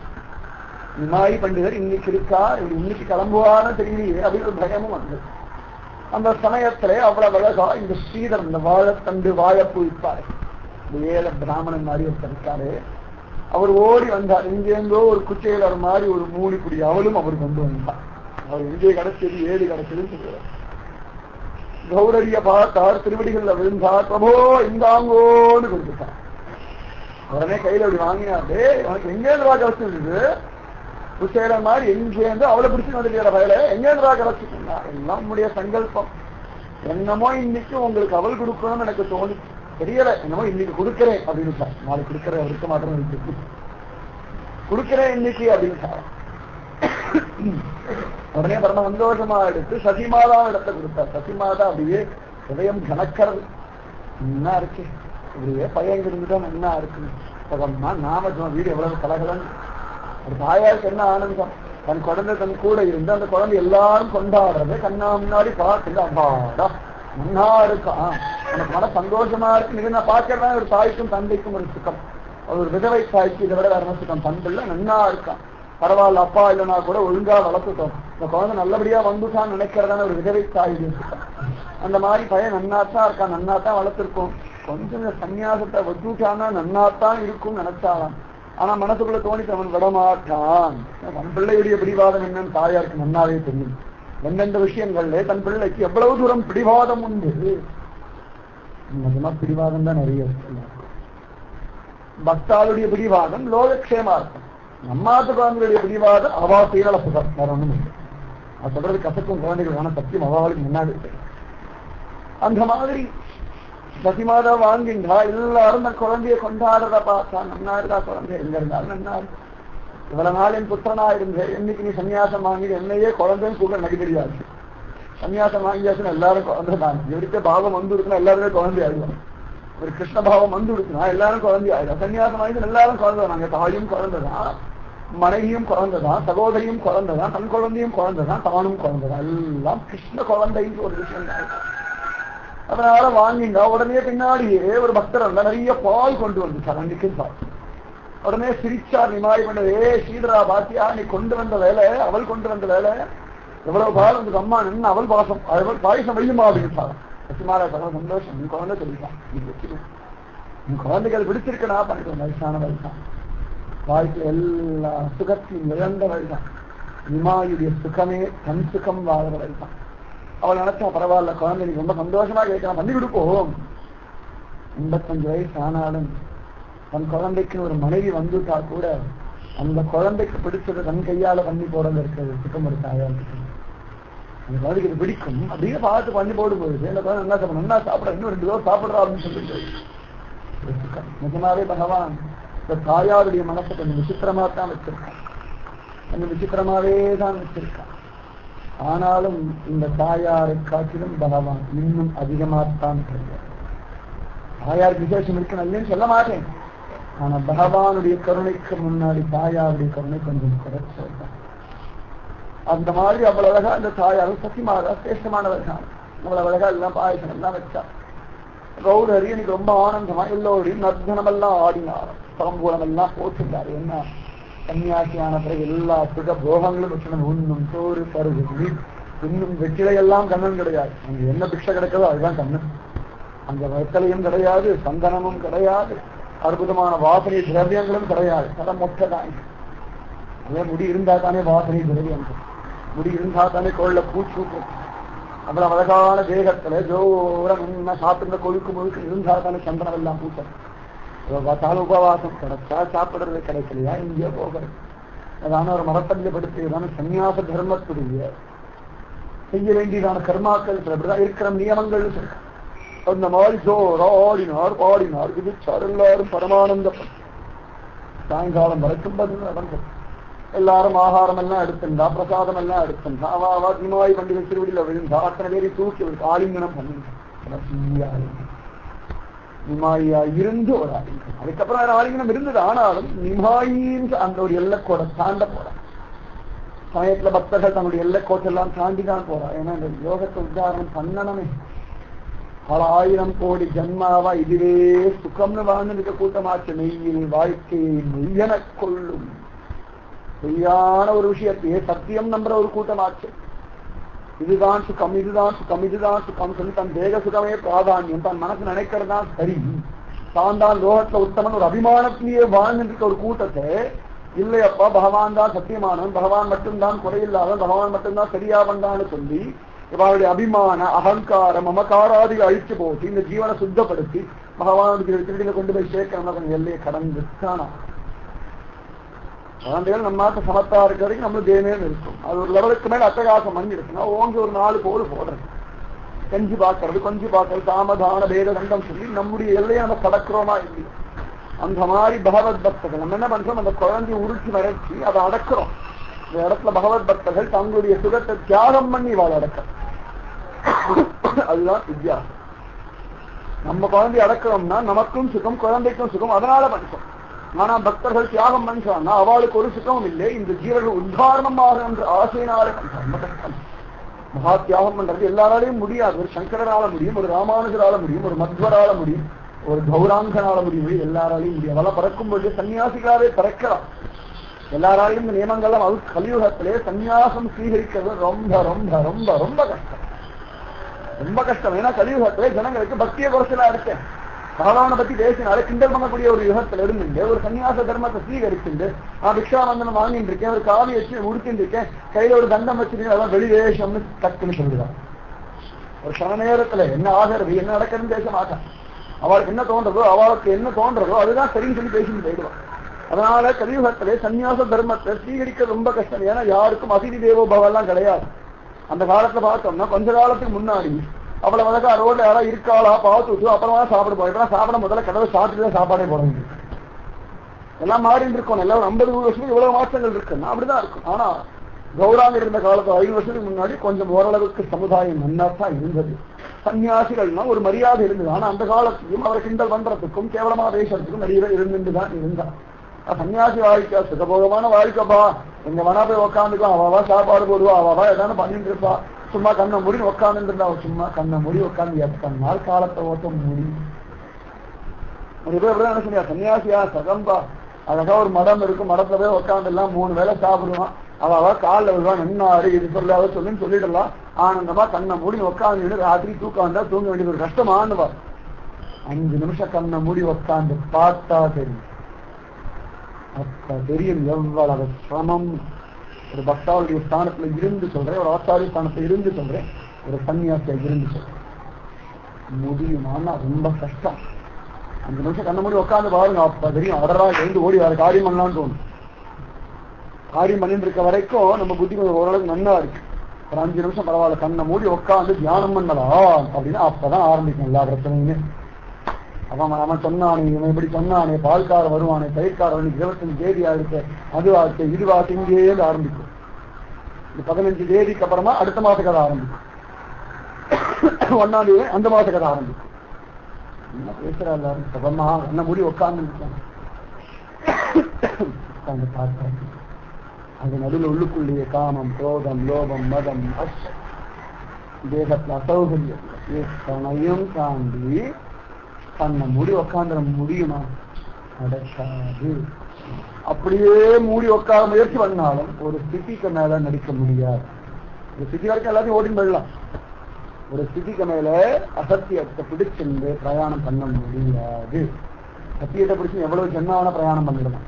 அசத்திய பிரயாணம் பண்ணலாம். ஒரு ஸ்திதிக்கு மேல முட்டி சந்தி மாதிரி டெட்னால ஒரு ஸ்திதியில திரும்பித்தான் ஆகணும். வேற வழியே கிடையாது. அதுதான் சத்தியத்துக்கும் அசத்தியத்துக்கும் பெரிய வித்தியாசம். ரெண்டு ஒண்ணு போல இருக்கு, ஆனா ஒண்ணும் இல்லை. அந்த மாதிரி எல்லாரும் திங்கள் வந்த காலத்திலே தியாகம் பண்ணவும் முடியும். பெரிய பசனை எல்லாம் நடந்தது. அத்தனை பெரிய ஆலிங்கனம் பண்ணிட்டான். அவன் தன்னோட இடத்துக்கு போயிட்டான். ராத்திரியும் அந்த கடைசி விஷ்ணுபிரியாவே நினைச்சபடியே கதைகளை பிடிச்சு நிற்கிறார். என்னமோ மனசு அடிச்சுக்கிற இல்ல. நாளைக்கு நம்முடைய பகத்தா நம்ம இடத்துல என்ன பதிவிரதையா சகோதரே தானா தெரிஞ்சு முன்னாடி வண்டியோட மனைவி என்ன தெரியாதா? பசிமாதாவுக்கு பகவான் குருத்தில சொல்லிட்டான். அம்மா அன்னைக்கு தலிகை பண்றதுலேருந்து அவள் தலிகை பரிமாற சமயத்திலேருந்து பார்த்து நான் உனக்கு பல ஜென்மா கடன் பட்டிருக்கேன் இந்த வார்த்தையில அப்பப்ப சொல்லணுங்கிறதுனால கிளம்ப கூட ஏன் ஒரு முடிவு ஆயிடுச்சு. சசிமாதா சமயத்தை பிடிக்கிற கணக்கிறது எல்லாத்தையும் சரி பரவாயில்ல, இவனால லோகம் உத்தாரணம் ஆகணும் விதி இருந்து ஒருவேளை என்னுடைய பூர்வ ஜென்மா விதி எல்லாத்தையும் இழந்தது கடைசி வரைக்கும் அழுந்தே இருக்கிறதா என் விதியா இருந்தா யாரு என்ன மாற்றம்? அவனுக்கு இதுதான் ஆனந்தமா இதையே சன்னத்தம்னு சசிமாதா இருந்துட்டான். ராத்திரி ஆகாரம் எல்லாம் ஆயாச்சு. நிமாய் பண்டுவர் அற்புதமான அலங்காரத்தோட தண்ணீர் சயன கிரகத்திலே படுத்து நிற்கார். சாட்சாத் ரங்கநாதன் போலே, ராஜாதிராஜன் போல, சக்கரவர்த்தி திருமகன் போல, கோபாலன் போல, ஸ்ரீகிருஷ்ணன் போல, துவாரகாதீசன் போலே அழகா ஒரு கையவே சென்று தலையில கைய வச்சுன்னு ஆனந்தமா படுத்து தூங்கிட்டார். படுத்திருக்கார். கிருஷ்ணபிரியாதேவி சயன கிரகத்துக்குள்ள வந்தார். இவருடைய பாதங்களை நன்மையா பிடிச்சு விட்டார். அப்படியே பிடிச்சு விட்டுருக்கான். ஒரு பயம் நன்கு இருக்க. நாளைக்கு இந்த பாதத்தை பிடிப்பேனா நான் இருப்பேன், இந்த பாதம் இருக்குமா? இப்ப அப்படி ஒன்று இருக்கு. சாதாரணமா பார்த்தோம்னா இந்த பாதம் இருக்குமே நான் இருப்பேனா சொல்லணும். நாளைக்கு நான் இருப்பேனே, இந்த பாதம் என்னிடத்துல இருக்குமா? மனைவியின் உரிமையோட இந்த பாதத்தை தொடக்கூடிய உரிமை எனக்கு இன்னையோட முடிஞ்சு போயிடுதோ மனசை அடிச்சுக்கிறான் கேட்டாங்க. விஷ்ணுபிரியாதேவி ஸ்தானத்துல இருந்து பார்த்தாரு. அவர் தூங்கின்னு கால் இவளுக்கு தெரியாமலேயே கண்கள்ல துக்கம் நன்கொடுத்து அழறான். அந்த அழுகு அவர் திரும்ப பட்டு சுரியின் கண்ணை முடிச்சு பார்த்தார். நிறைய அடிச்சார். என்னடி எத்தனை நாள், எத்தனை மணி நேரம், சில மணி நேரம், பல மணி நேரம் கூட தெரியாது. அப்படி ஒரு சாம்பத்தியம், நிஜமாவே அப்படி ஒரு சாம்பத்தியம் யாருமே வாழ்ந்துக்க முடியாது. ஜெயதேவர் பத்மாவதி போல, கிருஷ்ணபிரியா தேவி, சைத்தன்ய மகாபிரபு, கௌராங்கரை போல வாழ முடியும். சத்தியமா முடியும், சந்தேகமே வேண்டாம். எல்லாரோடையும் முடியும். ஆனா எத்தனை பேர் அதுக்கு பிரயத்னம் பண்றா? எத்தனை பேர் அதுக்கு ஒரு நாம ஜபம் பண்றான்? நாம ஜபம் சாம்பத்தியம் பரமசுகமானது. நாம ஜபம் இல்லையோ அதை காட்டிலும் நரகம் லோகத்துல எதுவுமே. பயமுறுத்தின நினைக்க வேண்டாம். சத்தியத்தை சொல்றேன். நாம ஜபம் பண்ணுங்கோன்றதுக்காக சொல்றேன். ஒரு கணத்துல எல்லாம் மாறும், ஒரு கணத்துல மாறும். அவ்வளவு சிரேஷ்டம் இந்த நாம செஞ்சு. அத்தியாச்சரியமான வஸ்து, அசாத்தியமான வஸ்து. எல்லாத்தையும் மாற்றி சொல்ற உலகத்தை பரட்டி போட்டு சுத்தமான அந்த மாதிரி நம்முடைய பாவத்தையும் நம்முடைய எண்ணங்களையும் நம்முடைய சிந்தனையும் பரட்டி போட்டு சுத்தம் பண்ணக்கூடியதான ஒரு சக்தி நாம சங்கீத பரிபூரணமா சந்தேகமே. அந்த மாதிரி நிறைய அப்படின்னு சாப்பிடுவேன். சிறிய அப்படின்னு சாப்பிட்டு நான் சிரிப்பேன். என் மனசு என் வசத்தை இல்லை. பிரபு இவ்வளவு அழகா என் இடத்துல இவ்வளவு ஒரு பிரேமையை கொடுத்துட்டு ஒரே நாள் பிடிங்கிட்டு போறீங்க. நியாயமா இவ்வளவு பிரேமையை காட்டி இந்த பிரேமைக்கு அவ்வளவுதான் முடிவில் ஒரு முற்றுப்புள்ளி வச்சுட்டு போறேன். நான் என்ன பண்ணிட்ட அப்படின்னா லோகத்தை உத்தாரணம் பண்ண வேண்டாம் மாதிரி நான் உன்னை நம்பி சத்தியமா ஒப்படைச்சிட்டு போறேன் அப்படின்னு அப்படி ஏறினா கொஞ்ச நேரம் அழுதா அழுதா அழுதா அழுதா. பிரபு அதுக்கப்புறம் ஒரு கண்ணை மூடி தூங்குற மாதிரி பாவலா பண்ணிட்டான். உறங்குவான் போல் யோகு செய்யும். ஆனா பேசிட்டே இருந்தா பேசிட்டே இருக்கலாம். சில விஷயங்களுக்கு முடிவே கிடையாது. பேசிட்டே இருக்கலாம். போகாதே போகாதே நான் போவேன் போவேன்னு சொல்லிட்டு இருப்பார். அவருடைய காரணத்தை அவள் சொல்லிட்டு இருப்பார். இவருடைய காரணத்தை இவர் சொல்லிட்டு இருக்கா. சில விஷயங்கள் பேசாம விட்டுறதே உத்தமமா இருக்கு. அதனால இவளும் இப்படியே பார்த்தா ராத்திரி 10 மணி ஆச்சு, 11 ஆச்சு, 12 ஆச்சு, 1, 2, 3 அது வரைக்கும் அழுதுண்டே இருந்தா. இந்த அழுது உடம்பு கலச்சி போய் கொஞ்சம் அசங்குது. அசலாம இருந்திருக்கலாம். ஆனா இவருடைய சங்கல்பம் கொஞ்சம் அசந்து போயிடுச்சு. பிரபுடைய திருப்பாங்க தன் மடிமேலேயே வச்சிருந்து தன் பணங்கள்லேயே வச்சிருந்ததை கொஞ்சம் தூங்கி போயிட்டான். எல்லாரும் தூங்கிடுவா, பிரபு தூங்கிடுவானா? தூங்க மாட்டாங்க. அவர் சன்னியாச தர்மத்தை ஸ்வீகரிக்கணும் உள்ளுக்குள்ள ஒரு தவிப்புல இருக்கா. சாதாரண தவிப்பு எப்படா கிளம்பலாம், முதல்ல எல்லாத்தையும் ஒரு அபாரான ஒரு சன்னியாசியா உட்காரான் ஹிருதயம் துடிக்கிறதா இருக்கு. எப்படாப்பா தூங்குவாரு? அவர் கண்ணை மூடினார். இவர் கண்ணை மூடினாரு, அவர் கண்ணை திறந்தார். அவர் கண்ணை மூடினா கண்ணிலே மறந்து மாயையில் அப்படி மாற்றிந்தா. தெய்வீ வேஷம் குணமையும் மமமாயா துரத்தையா. பக்கத்தையே இருந்தாலும் சமயத்துல மாயில மாற்றிதான் இருக்கான். ஏன் அப்படின்னு கேட்டா அவனுடைய நீலை. அவ்வளவு எங்களை பதில் சொல்ல முடியாது. ஏன் அப்படி பண்றாங்க? அவனுக்கு விளையாடுறதுக்கு பிடிக்கிற நம்ம இடத்துல உரிமையோட விளையாட்டு விளையாடுறான். ஆனா சில விளையாட்டு கொஞ்சம் ஹிருதயத்தை பயங்கரமா தான் பண்ண, ஹிருதயத்தை கசக்கித்தான் செய்ய. ஆனா பின்னாடி அதுவே சுகமாத்தான் செய்யும். அந்த மாதிரி இந்த நிமாய் பண்டிகை கண்ணை முடிச்சுட்டான். அழகா கொஞ்சம் கால் எடுத்தான், அந்த சிலுத்தினார். ஆனா எழுந்துக்க அப்புறம் திரும்பியும் கொஞ்சம் படுக்கிற மாதிரி படுத்து கொஞ்சம் கொஞ்சமா அவள் கையிலேருந்து தன் காலை எடுத்துட்டான். அப்படியே பார்த்தா கண்ணிலே மறந்து அப்படியே கச்சல்ல இவர் திருடியை பிடிச்சிருக்கிற பாவலாடி அவள் தூங்கிட்டு கிடக்கிறார். எழுந்தார், உட்கார்ந்தா, கொஞ்சம் தலையை தடவை கொடுத்தார். நம்ம விஷ்ணுபிரியா தேவி ஆச்சரியமான ஒரு பத்திவிரத. ஆனாலும் நான் கிளம்பித்தான் ஆகும். ஒரு நிமிஷம் மனசுக்கு கொஞ்சம் பிடிச்சிருக்கு. அதா குழந்தைய ஏமாத்திட்டு போறோமே சொல்லிட்டு போனா கூட ஓரளவுக்கு ஒரு சமாதானம் இருக்கு. நான் கிளம்புறேன்னா சரி பரவாயில்ல, போகிறதுக்கு முன்னாடி நம்ம இடத்துல ஒரு வார்த்தை சொன்னோம் அப்படின்னு அது கூட இல்லையா நம்மளுக்கு. அதனால கிளம்புறேன்னு மனசு ஒரு நிமிஷம் அடடா அப்படி ஏமாத்திட்டு போறேன் குழந்தையே அப்படின்னு நினைச்சாரு. நம்ம ஏமாத்தலை லோகத்தை உத்தாரணம் பண்றதுக்காக சன்னியாச தர்மத்தை ஸ்வீகரிக்கதானே போ. அதனால இவரோட பத்திவிரதாசம் நன்னா இருக்கட்டும், நாமஜம் நன்னா இருக்கட்டும். உடனே மனசுக்குள்ள வைராக்கியம் வந்திருக்கான். ஆனா லோகத்தை ரட்சிக்கிறேன், பகவான் தானே ரட்சிக்கணும். சமயத்துல பகவானா மாறிடுவார், சமயத்துல பகவானா மாறிடுவார். எல்லாத்தையும் பகவான் தானே ரட்சிக்கிறான் அப்படின்னு தைரியமா இருந்தார். மானசீகமா ஒரு ஆசீர்வாதம் நன்னா இருந்தா. என்ன நன்னா இருக்கிறது, என்ன நன்னா இருக்கிறது, நன்னா இருக்கிறதா என்ன கஞ்சியோ கூழோ கீழ்ச்சலோ அங்க நகை இருக்கோ இல்லையோ அந்த பர்த்தாவோட இருந்து ஏதோ ஒரு காலம் நிமாரி மாதிரி ஒரு பர்த்தாவோட எப்படியோ காலத்தை ஓட்டுவாங்க. அரை வயிறோ கால் வயிறோ சுசீலாவும் சுசீலும் இருந்தார். அந்த மாதிரி இருக்கிற நன்னா இருக்குன்னு அர்த்தம். எல்லாமே இருந்தும் நிமாய் போல ஒரு பக்தா பிரிஞ்சு வச்சான சுத்தம் இருக்கா. ஆனா பிரிய வேண்டிய ஒரு நிர்பந்தம் வந்து இருக்காம பிரிஞ்சுத்தான் போவார். யாரும் மாற்ற முடியாது. மாற்றக்கூடிய சக்தியும் லோகத்தை யாருக்கும் இல்லை. அந்த மாதிரி கிளம்பினார். சத்தியமாக வாசல் படியிலேயே மூளை அப்படியே அழுது அழுது அழுது அவளும் கொஞ்சம் அப்பதான் கண்ணா சமைச்சான்.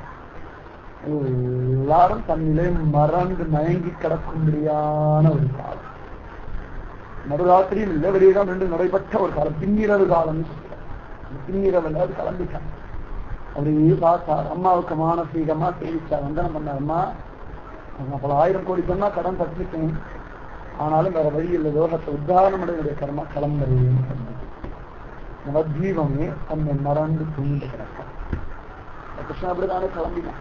ராத்திரி எல்லாரும் தூங்கிட்டு இருக்க சமயத்தான் மதுரா விட்டு கோகுலத்துக்கு போனான். வந்ததும் தெரியாது, போனதும் தெரியாது. அந்த மாதிரி இந்த நிமாய் பண்டிகர் கிளம்புற தனியா போனதே கிடையாது. நிமாய் பண்டிகர் எப்பொழுதும் ஒரு நித்யானந்த பிரபு ஸ்ரீவாஸ் அன்னிக்குன்னு பார்த்து எல்லாருமே ஒரு மயக்கத்தில் இருந்துட்டு. நித்யானந்த பிரபு எப்போதுமே அர்த்தராத்திரி எல்லாம் முடிச்சு திரும்ப அலைஞ்சிருப்பார். கிருஷ்ணா கிருஷ்ணா கிருஷ்ணா கிருஷ்ணா அலைஞ்சிட்டு இருப்பார். இன்னைக்குன்னு பார்த்து அவரும் கொஞ்சம் கண்ணா கண்டு போயிட்டார். எல்லாரும் இவர் நினைச்சு தியானம் பண்ணி ஏதோ ஒரு விரக்தியில, ஏதோ ஒரு குழப்பத்துல, ஏதோ ஒரு மாயில தன்னையும் மறந்து எல்லாரும் கண்ணை கொண்டு போக அகிலாண்ட கோடி பிரம்மாண்ட நாயகன் மட்டும் தான் மட்டும் தனியா நடக்கிறார். தேவர்கள் முடிச்சுட்டு இருந்தா அவடா எல்லாம் தூங்கிட்டு கிடக்கிறாளே, பிரபு கிளம்புறாரு அப்படின்னு மனசு கடந்து அடிக்கலாம். நம்ம கூட போலான்னு நினைச்சாலும் போகிறது ஒரு தகுதி இல்லை. மனுஷான ஒரு தகுதி இருக்கு, தேவன் ஒரு தகுதி தானே இருக்கு. மசாலா காட்டில் வசதி. ஆனா நிமாயோட போனோம்னா மனுஷன் ஒரு தகுதி வேணுமே. என்ன பண்றது ஏது பண்றது அவளுக்கும் புரியல. அப்படியே பார்த்து இருக்கா. நல்ல குளிர்காலம். இந்த குளிர்காலத்திலே ஒரு அண்ணா விஸ்வரி பண்றேன். அதே குளிர்காலம் நடுங்கிறது எல்லாரும் போதைய போச்சு ரோட்ல இருக்க நாயெல்லாம் கூட எங்கேயாவது கூட கடக்கமா இருக்கும் சொல்லி ஓரப்பொழுது யாரும் இல்லை. சில்வண்டுகள் கூட சப்தம் போடவே நிசப்தமா இருக்கு. அந்த ராசி நிஜமாவே ரொம்ப நிசப்தமாவே இவ்வளவு நிசப்தம் இருக்கக்கூடாது. ரொம்ப நிசப்தமா இருந்து இவருடைய சப்தம் மட்டும் நடந்துருக்கா. இவருடைய மூச்சுக்காற்று சப்தம் மென்மையா நடக்கலாம். லோகத்தை உத்தாரணம் பண்ண நினைக்கின்ற வெறி மக்களுக்குள்ள ஒரு வெறி இருக்கு. அந்த வெறியை மட்டும் குறைக்கவே முடியும். என்ன பண்ணாலும் அதை குறைக்கணும் நம்ம முயற்சி பண்ணா இன்னும் அதிகமாகும். அது ஆச்சரியம். அவங்க அவருடைய அக்னி இருக்கு. இந்த லோகத்தை உத்தாரணம் பண்ண உங்களுக்கு ஒரு ஜுவாலை காட்டுச்சி மாதிரி பறந்தே அணைக்கவே முடியாது. அதுக்கு எப்படா அடங்க முடியுமா? இந்த ஜனங்களை உத்தாரம் பண்ணிட்டேன் அவன் நினைக்கும்போது சக்கு நம்ம அது வரைக்கும் இந்த உள்ளுக்குள்ள ஒரு அக்னி இருக்கு. அது அணையவே அணையாது. நம்மளுக்குள்ள ஒரு அக்னி இருந்தது 32 வருஷம் முடிஞ்சிடுத்தும் நினைச்ச அடுத்த கணம் போயிடும். நாமதேவருக்கு ஒரு அக்னி இருந்தது. இவ்வளவு கவங்கம் முடிச்சா கிளம்பி போயிட்டான். நீராவுக்கு ஒன்று இருந்தது, சக்குபாய்க்கு ஒன்று இருந்தது, ஜனாபாய்க்கு ஒன்று இருந்தது, ஆண்டாளுக்கு ஒன்று இருந்தது, திருப்பானாழ்வார்க்கு ஒன்று இருந்தது, பூஞ்சானத்துக்கு ஒன்று இருந்தது, ஜெயதேவருக்கு ஒன்று இருந்தது, ஏகநாதருக்கு ஒன்று அக்னி ஜுவாலை. அந்த அக்னி ஜுவாலை தான் இன்னைக்கு நம்ம குளிர் காமிக்கணும். அது தியாகம் லோகத்து உத்தாரணம் அக்னி இருக்கு. சம்சார குளிர் நடுங்குறோமே நமக்கு வெப்பம் கொடுத்து சுகம் கொடுக்கக்கூடிய ஒரு அக்னி அவளுடைய தியாகம் ஒண்ணுதான். அந்த தியாகம் மட்டும் இல்லை அப்படின்னா நமக்கு குளிர்காய இடம் இல்லை. குளிர்லயே போயிடுவோம். நடுங்கிறத உடம்பு சமயத்துல சம்சாரத்தை பார்த்து நடுக்கம் வருது.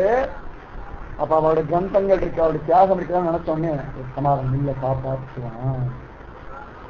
அந்த மாதிரி ஒரு போரால் கங்கை கரைக்கு வந்துட்டோம். திரும்பி அந்த நவதீபத்துக்கு ஒரு காரை பார்த்தாலே நவதீபமே இத்தனை நாள் எனக்கு கிருஷ்ண பிரேமி நீ கொடுத்து இவருதான் நவதீபத்தை கொடுத்தா ஒரு அபிமானம். அபிமானம்னா மற்றவாழ போல இல்லை. நவதீபம் அவ்வளவு அழகா இத்தனை அற்புதமான ஜனங்களை கொடுத்திருக்கேன். புண்ணியமான தேசமாச்சு. கிருஷ்ண பக்தி பண்றதுக்கு பக்தர்கள் தயாரா இருந்தாலும் கூட சபாவா கூடியிருந்து குளிர்றதுக்கு ஒரு கூட்டம் வேணுமே. அதனால நவதீபத்தை பார்த்தார். நிஜமாவே நவதீபம் சைத்தன்ய மகாபிரபு கௌராங்கனே கைகூப்பின ஒரு நவதீபம். கௌராங்கனே கைகூப்பின ஒரு நவதீபம். சங்கரனே கைகூப்பின ஒரு காதல். ராமானுஜரே கைகூப்பின ஒரு ஸ்ரீபெரும்புதூர். ராமானுஜரே கிளம்புறேனே அப்படின்னு நினைச்சு திரும்பி எப்ப வருவேனோ தெரியலையேன்னு சொல்லி மேல்கோட்டை பார்த்து கை கொள்றார். அந்த ஒரு மேல்கோட்டை திருநாராயண ஆண்டாள் ஸ்ரீவல்லிபுத்த சார்ந்த ஸ்ரீவல்லிபுத்தூரேன்னு திரும்பி பார்த்து ஒரு கை கூப்பினார். அதனால இன்னி வரைக்கும் அந்த ஸ்ரீவல்லிபுத்தூர் அத்தனை பேர் கை கூப்பி ஒரு வந்தனம். பெரியவாளுடைய பக்திக்கு பெரியவாளுடைய ஆத்ம தாகம் இருக்கு. இந்த தாகத்துக்கு தீனி போட்ட திவ்யதேசங்கள் எல்லாம் நவதீபம், மேல்கோட்டை, ஸ்ரீபெரும்புதூர், ஸ்ரீவல்லிபுத்தூர், உடுப்பி, குருவாயூர் இதெல்லாம் பெரியவாளுடைய ஆத்ம தாகத்துக்கு கணிப்பதற்கான ஒரு திவ்யதேசம். திவ்யதேசம் 100 தனி கதை. இதெல்லாம் அற்புதமான அபிமான ஸ்தலங்கள்னு சொல்லுவாங்க. ஏன்னா அவருடைய ஆத்மாவுடைய தாகத்தை தீனி போச்சிருக்கேன் முடியுமா? சாதாரண ஆத்மாக்கள் அதோடைய தாகத்தை தவிர்க்க முடியாது அப்படின்னா இந்த பெரியவாளுடைய ஆத்மாவை சமிச்சிருக்கேன். இத்தனை நாள் 24 வருஷம் 24 வருஷம் இந்த கௌராங்கன் ஆடியும் பாடியும் குதிச்சும் விளையாடியும் கிண்டல் பண்ணியும் நாம சங்கீர்த்தன் நாட்டியம் ஆடியும் கிருஷ்ணா கிருஷ்ணா ஹரே ராம ஹரே ராம ராம ராம ஹரே ஹரே ஹரே கிருஷ்ண கிருஷ்ண கிருஷ்ண ஹரே ஹரே ஓடின ஒரு நவதீபம். ஒவ்வொரு தெருவும் ஒவ்வொரு செடியும் ஒவ்வொரு சாட்சியும் ஒவ்வொரு விருட்சமும் நாம சங்கீர்த்தம் மகாத்மியத்துல திளைச்ச ஒரு நவதீபம். இதே கங்கை கிரளை எத்தனையோ நாள் ராசக்கிரீட மாதிரி ஜலக்கிரீட பண்ணிருக்கான். அத்தனை அழகா ஸ்ரீகளுடைய ஆறு எடுத்துட்டு போய் உட்கார்ந்துருக்கான் அந்த நவதீபம். கிருஷ்ணனே பிருந்தாவனுக்கு அனுபவம் திரும்பி ஒரு பார்வை பார்த்தேன். பிருந்தாவனமே 11 வருஷம் இப்படி எனக்கு ஒரு ஆனந்தத்தை கொடுத்தேன். பிரபு கடைசியா ஒரு பார்வை பார்த்தான். அந்த பார்வை இன்னி வரைக்கும் பிருந்தாவனத்தை காப்பாற்று ஒரே ஒரு பார்வை, கடைசி பார்வை. அதே மாதிரி ராமச்சந்திரனுக்கு அயோத்தியாவை தாண்டும் போது அயோத்தியாவே ஒரு பார்வை பார்த்தான். விவேகானந்தர் இங்கேந்து கிளம்பி பாரத தேசமே ஒரு பார்வை பார்த்துட்டு போனார். ஒரு பார்வை அப்படி திரும்பி பார்த்துட்டு போனார். நான் வருவேன், உன் பெருமையை நிலைநாட்டிட்டு திரும்பி வருவேன். சத்தியமா வந்தான். வரும்போது நிஜமாவே ராஜாதிராஜர் போல வரவேற்பு கொடுத்து வரவேற்று இந்த பாரத புண்ணியமானது.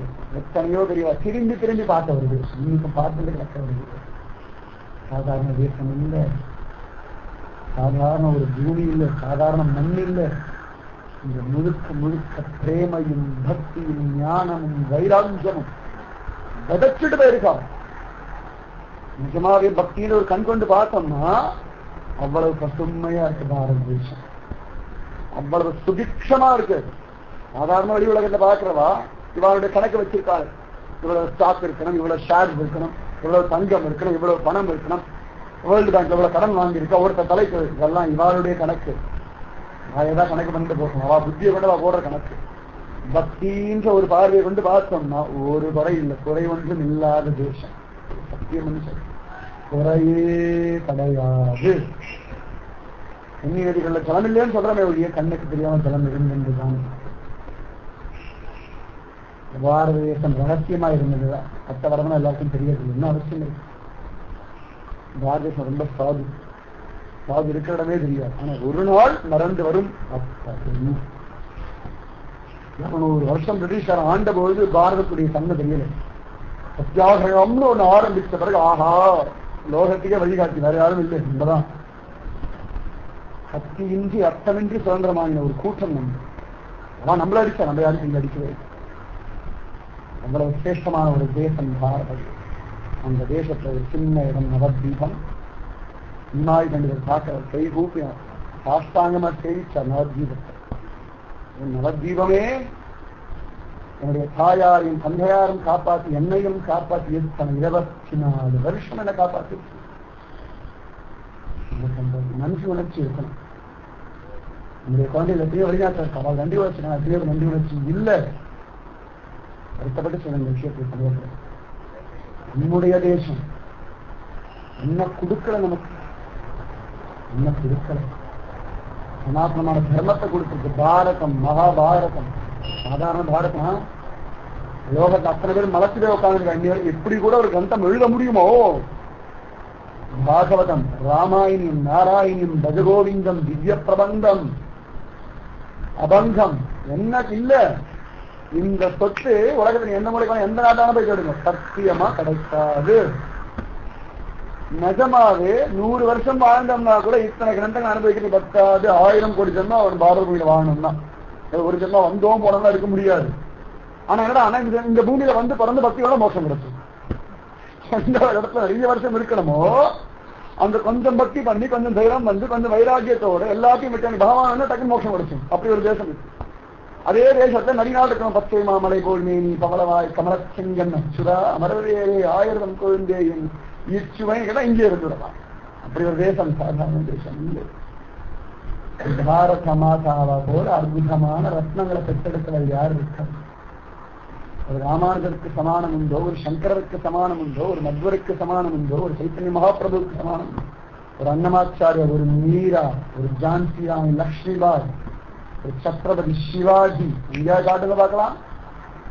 தியாகத்தின் இருப்பிடமா இருந்திருக்கா சுவாமி சமத் ராமதாசர், பத்ராசல ராமதாசர், ஏகநாதர், ஜெயதேவ், பெரிய கூட்டம் இருக்கு. பாரத மாதா பெற்றெடுத்தா போல ரத்னங்களை இனிமேல் யாருமே பெற்றெடுக்க முடியாது, முடியவே முடியாது. பாரத மாதாவுக்கு சமானம் பாரத மாதா. அவள் பக்கத்துல நிக்க கூட யாருங்க, அவளுக்கு கைங்கரியமான பண்ணலாம் மற்ற தேச மாதாக்கள். நம்முடைய பாரத மாதா அத்தியாச்சரியமானவள் தான், விசேஷமானவள் தான். ஒரு நாளும் அவளை யாரும் ஒண்ணும் பண்ண முடியாது. அத்தியாச்சரியமானவள் அந்த பாரத தேசத்தான். மாய பண்டிகை தேசப்பற்றுகள் விதமான நவதீபத்தை சேவிச்சா, காஷ்டாங்கமா சேவிச்சா. தேவர்களும் பார்த்தா, அதடா நம்ம சொர்க்கத்துக்கு இந்த பாக்கியம் இல்லையே, நிமாயி பண்டிகை சேவிக்க முடியாத பாக்கியமா இருக்கு சொர்க்கத்துக்கு. சீச்சி அப்படின்றா பெரியவாள். ஐயோ சொர்க்கமா, வேண்டாம் வேண்டாம் வேண்டாம் சீச்சி. பெரியவாள்லாம் நரகத்தை கூட பாக்குறேன்னு சொல்லலாம், சொர்க்கத்தை பார்க்க மாட்டேன்னு சொல்லலாம். ஏன்னு கேட்ட நரகத்தை பார்த்தா புத்தி ஒழுங்கா வந்துருமா. ஆஹா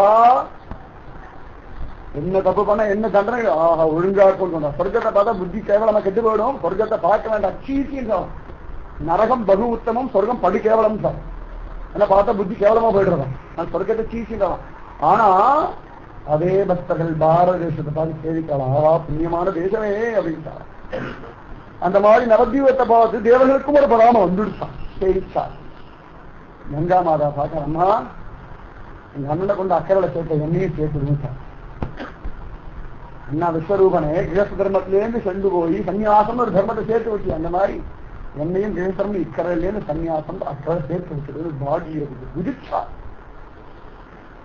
பாகியவதி கண்கள் ஆனந்த பாஷ்டம் கொஞ்சம் கதகதான்னு ஆயிட்டாலும் அவளுக்கும் ஒரு துக்கம் வரதா. நாளைக்கு நவதீப ஜனங்கள் இந்த குழந்தைகள் அழுமே நான் என்ன பதில் சொல்லுவேன்னு அழுதாரா. நாளைக்கு எங்களுடைய நிமாய் கொண்டு போயிட்டியே நீ இப்படி பண்ணலாமா. ராமன் அழறான். கோதாவரி பார்த்து சொல்லேன் சீட்டை எடுத்துன்னு போன இந்த பக்கம் போனாலா கொஞ்சம் சொல்லேன்னு கதறா. கோபிகள் கதறா யமுனை இடத்துல. கிருஷ்ணன் அந்த பக்கம் வந்து அப்படின்னு சொல்லுவானே இந்த பக்கம் தான் வரமாட்டேங்கிறான். கிருஷ்ணன் அந்த பக்கம் வந்து அப்படி காலம் நினைப்பானுன்னா அவனுக்கு ஆற்று ஜலத்தை குளிச்சு குளிச்சு பழக்கம். பெரிய ராஜாதிராஜனால ரகசியமா வந்து யமுனையில அந்த கரலை விளையாடுவான். அது அந்த கரலை விளையாடும் பொழுது கொஞ்சம் எங்களுக்கு ஒரு செய்தி சொல்லேன் அந்த படம் இருக்கான்னு சொன்னேன். அதை நினைச்சு நாங்க மனசை ஜென்மா ஓட்டிடுறோம்னு அவன் கூட்டு அந்த யமுனையும் கொஞ்சம் கதகதன்னு ஆயிட்டாரு. அந்த மாதிரி இந்த கங்கை நாளைக்கு வந்து இந்த குழந்தைகள் இடத்த கேட்பாளே எத்தனை தடவை உனக்கு நான் ஊருக்கு நிஜமா பார்த்தேன். இன்னைக்கும் பார்த்தா கங்கை கார்த்தி நடந்துட்டு தான் இருந்தது. ரிஷிகே சரிஜார பார்த்தேன் 6 மணி ஆயிடுச்சுன்னா அவளுக்கு ஒரே தெய்வம் கங்கை தான். அவளுக்கு ரொம்ப மனம் குறைச்சாலும் கையை வச்சிருந்தாலும் அவளுக்கு கங்கா மாதாவுக்கு ஆர்த்தி கங்கா மாதாவுக்கு ஜெய் அவ்வளவுதான். அவன் பரதேசியோ தரித்திரமோ பிச்சைக்காரன் அவனுக்கு என்ன முடியுமோ ஒரு ஆரத்தி காட்டிடுவான். அந்த மாதிரி கங்கா மாதம் நாளைக்கு வரல நான் ஆரத்தி காட்டுவாள். ஒவ்வொரு நாள் காத்தாலையும் சாயங்காலம் எனக்கு ஆரத்தி காட்டுற ஜனங்கள் நாளைக்கு நான் என்ன பதில் சொல்ல போறேன். ஆனாலும் நினைச்சாலாம் இல்லை இல்லை கௌராங்கனே அவ்வளவு அழகா ஒரு சன்னியாச தர்மத்தை ஸ்வீகரிக்கிறதுக்கு ஒரு உதவியா இருக்கிறதுனால ஜனங்கள் என்ன தூஷணம் பண்ண மாட்டான கொண்டாடுவா கொஞ்சம் சமாதானம் விதிச்சுட்டார். சம்சார சாகர தகித்துல இந்த குளிர் தெரியல நீங்க அக்கறைக்கு வைத்தான். கரையில தான் கட்வான ஒரு இடத்துல இருந்தவன். இந்த கேசவ பாரதி முன்னாடி ஒரு சன்னியாசி வந்தாரு. நிமாயிட்டு ராத்திரிக்கு வந்தவரை உட்கார வச்சு சாப்பாடெல்லாம் போட்டாரு.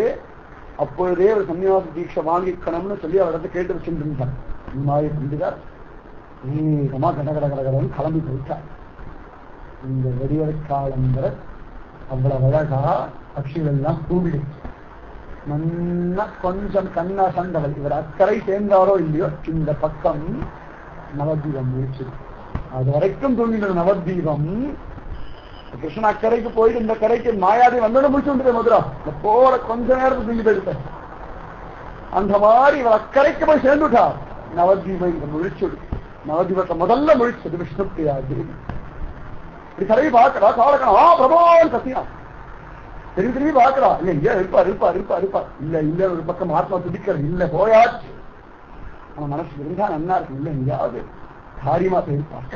ஏன்னா மலமூத்திர விசர்ஜனை போயிட்டா ஒரு பக்கம் மனசு லேச ஒரு ஆசை ஏற்படாது. இருந்தா நல்லா அதெல்லாம் சொல்லிட்டு தான் போக சொல்லாமலாம் போக மாட்டான். சொல்லிட்டு தான் போவான். இல்ல சொல்ல வேண்டிய அவசியம் என்ன இருக்கு நம்ம இடத்துல அவ்வளவு பெரிய பக்தையா அவளே சமாதானம் கிடைச்சிக்கோ.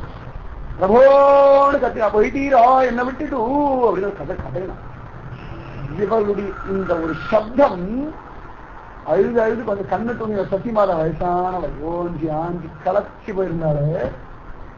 அவளுக்கு சொல்லிட்டுருந்தாரு என்னடி ஆச்சு எங்க போனா நிமாயி இங்க தாண்டி இருப்பான். அவள் மனசை சமாதானம் படுத்திட்டா. கையில ஒரு தீபத்தை எடுத்துன்னு வரா. நீ பார்க்க இங்கதாம இப்ப அப்படிலாம் போக மாட்டான். நிமாயி போக மாட்டான். அவள் தெரியும் போகலாம் முடிவு பண்ண விஷயம் தானே. கேடுற அவன் கையில விளக்க வச்சுண்டு ஒவ்வொரு அறையாவது அந்த கதவு கையிலே நிமாயி ஒழுங்கிட்டு இருக்காடா கொஞ்சம் ஏன்னா அசாத்தியமான ஒரு வஸ்து கொஞ்சம் கண்ண சொன்ன நேரத்தில் கை நிறுத்து அதடா தூங்காம இருந்திருக்கலாமே அப்படின்னு நினைச்சா தூங்கியாச்சு போயாச்சு கை நழுவி போயிருக்கு. அது கை நழுவி போகல. அவளுடைய ஹிருதயத்துக்கு கை நழுவி போனா போல அவளுடைய பாவத்தை இருந்து பார்த்தா தெரியும். உடனே கையில விளக்க வச்சுட்டு ஒவ்வொரு அறையுடைய கதைவா இனிமா இங்கதான்டா இருக்க மேல இருக்கியா அப்படின்னு பாக்குறவா. எல்லாத்தையும் தேடி நான் கிடைக்கல. கொஞ்சம் மனசு கணத்து போயிட்டான். கட்டில் கீழே தேடலையேன்னு சொல்லி கட்டில் கீழே குனிஞ்சு முடியல. உடம்பு களைச்சு போச்சு. மனசை விட்டு போயிடுச்சு. விளக்கேற நிமாயி இங்க இருக்கியாடா குழந்தை அப்படின்னு குனிஞ்சா. குனிஞ்ச விளக்கத்துல கையில இருந்து விளக்கு தவறி விழுந்து விளக்கு மணந்து போயிடுச்சு. இன்னும் துக்கம் இருள் தூங்கிடுத்து பயம் வந்துடு. மூர்ச்சி ஆகி விழுந்து என்னமா ஆச்சு அப்படி சற்றாளா. இவன் மூர்ச்சி ஆயிட்டா அவள் மூர்ச்சி ஆயிட்டா. கொஞ்ச நேரத்துல 2 பேரும் ஏதோ அப்படின்னு நிமாயி போயிட்டார். ஒரு மாதிரி மனசை ஏதோ கல்லாச்சு தாங்க முடியாது. இங்கதான் எங்கேயாவது போயிருப்பார். கங்கை கரை வரைக்கும் இருக்கு. இப்பதான் நம்ம படுக்கணும். படுத்து தூங்கிய மனதான் வாழ்க்கை. இப்பதான் அவர் காலை பிடிச்சுட்டு இருந்தேன். கண் அசந்து போயிட்டு அவரும் நம்மளும் மயக்க மாட்டா. அவர் மிகவும் போயாச்சு. தேச தர்மத்திற்கு ரொம்ப தூரம் போயாச்சு. ஏற்கனவே மனசால போயாச்சு. இப்ப தேகத்தினாலே போயாச்சு. அவ்வளவுதான் இவ்வளவு நாள் தேகம் இருந்து இவா கூட இப்ப தேகம் இல்லை, தேகமும் கிளம்பி போயிடுச்சு, அவ்வளவுதான். உடனே 2 பேரும் அதுக்குள்ள எல்லாருக்கும் தெரிஞ்சு போயிருக்கு விஷயம். உடனே ஓடி வந்த நித்யானந்த மனசு கிடந்து ஓடி வந்த பிரபு இருக்காரா இல்ல போயா ஸ்ரீவாசன் வந்துட்டா, எல்லாரும் வந்து கதறா. என்ன பண்ண குழந்தை போகிறதுக்கு முன்னாடி விஷம் கொடுக்க சொன்ன, வந்து கொடுத்துட்டு போகப்படாதா அப்படின்னு கதறா. ஆயா கிருஷ்ணபிரியா தேவி தீனமா கிளம்புறா, நமக்கு கொடுத்த சித்தாட்சியம் அவ்வளவுதான் அப்படின்னு எல்லாரும் கதறா. நித்யானந்தர் எதிர்க்கமே அசரமாட்டார். நித்யானந்தரே இவாளுடைய அழியை பார்த்து கொஞ்சம் கரைஞ்சு போயிட்டார். எதிர்க்க அசரமாட்டார். யார் எழுதா அடப்போ வைத்தியவா எழுதிருக்கு அப்படின்னு சொல்லுவார். நித்யானந்தர் ஹிருதயமே கொஞ்சம் கனத்துதான். அப்போ இப்படி பண்ணிட்டீரே அப்படின்னு நினைச்சார். உடனே அவர் கதர்றா, தாயார் கதர்றா, சசிமாதா சகோ குழந்தை இப்படி போயிட்டியாரா நாய். ஒரு கண்ணு விஸ்வமன் போயிட்டான், இன்னொரு கண்ணு விஸ்வமன் நீ இருக்க ஒத்த கண்ணை வச்சு வாழ்ந்து அந்த கண்ணையும் பிடிங்கிட்டு போயிட்டியாடான்னு கதற கதறா. நித்யானந்தர் பார்த்தேன், அம்மா இப்படி வராத, நான் நீவா ஐஷன் வரேன் அப்படி கிளம்பிட்டான். நான் கிளம்புறேன், கவலையே படாது, கொஞ்சம் தைரியம் போட ஐஷன் வரான், ஐஷன் வரான், நான் பார்க்காம இருக்க முடியாது, ஐஷன் வரான், நான் ஐஷன் வரேன், நான் கவலைப்படாது. அவருக்கு தெரியும் ஐஷன் வர முடியாது நன்னாவே. அயாருக்கு சமாதானம் சொல்லணுமே. உடனே ஸ்ரீவாசரே அவர் 2 பேருக்கு காவலா இருக்க சில பேரை கூட்டிட்டு அவரை கிளம்பிட்டான். இலங்கை கதை தாண்டி வந்துட்டான்.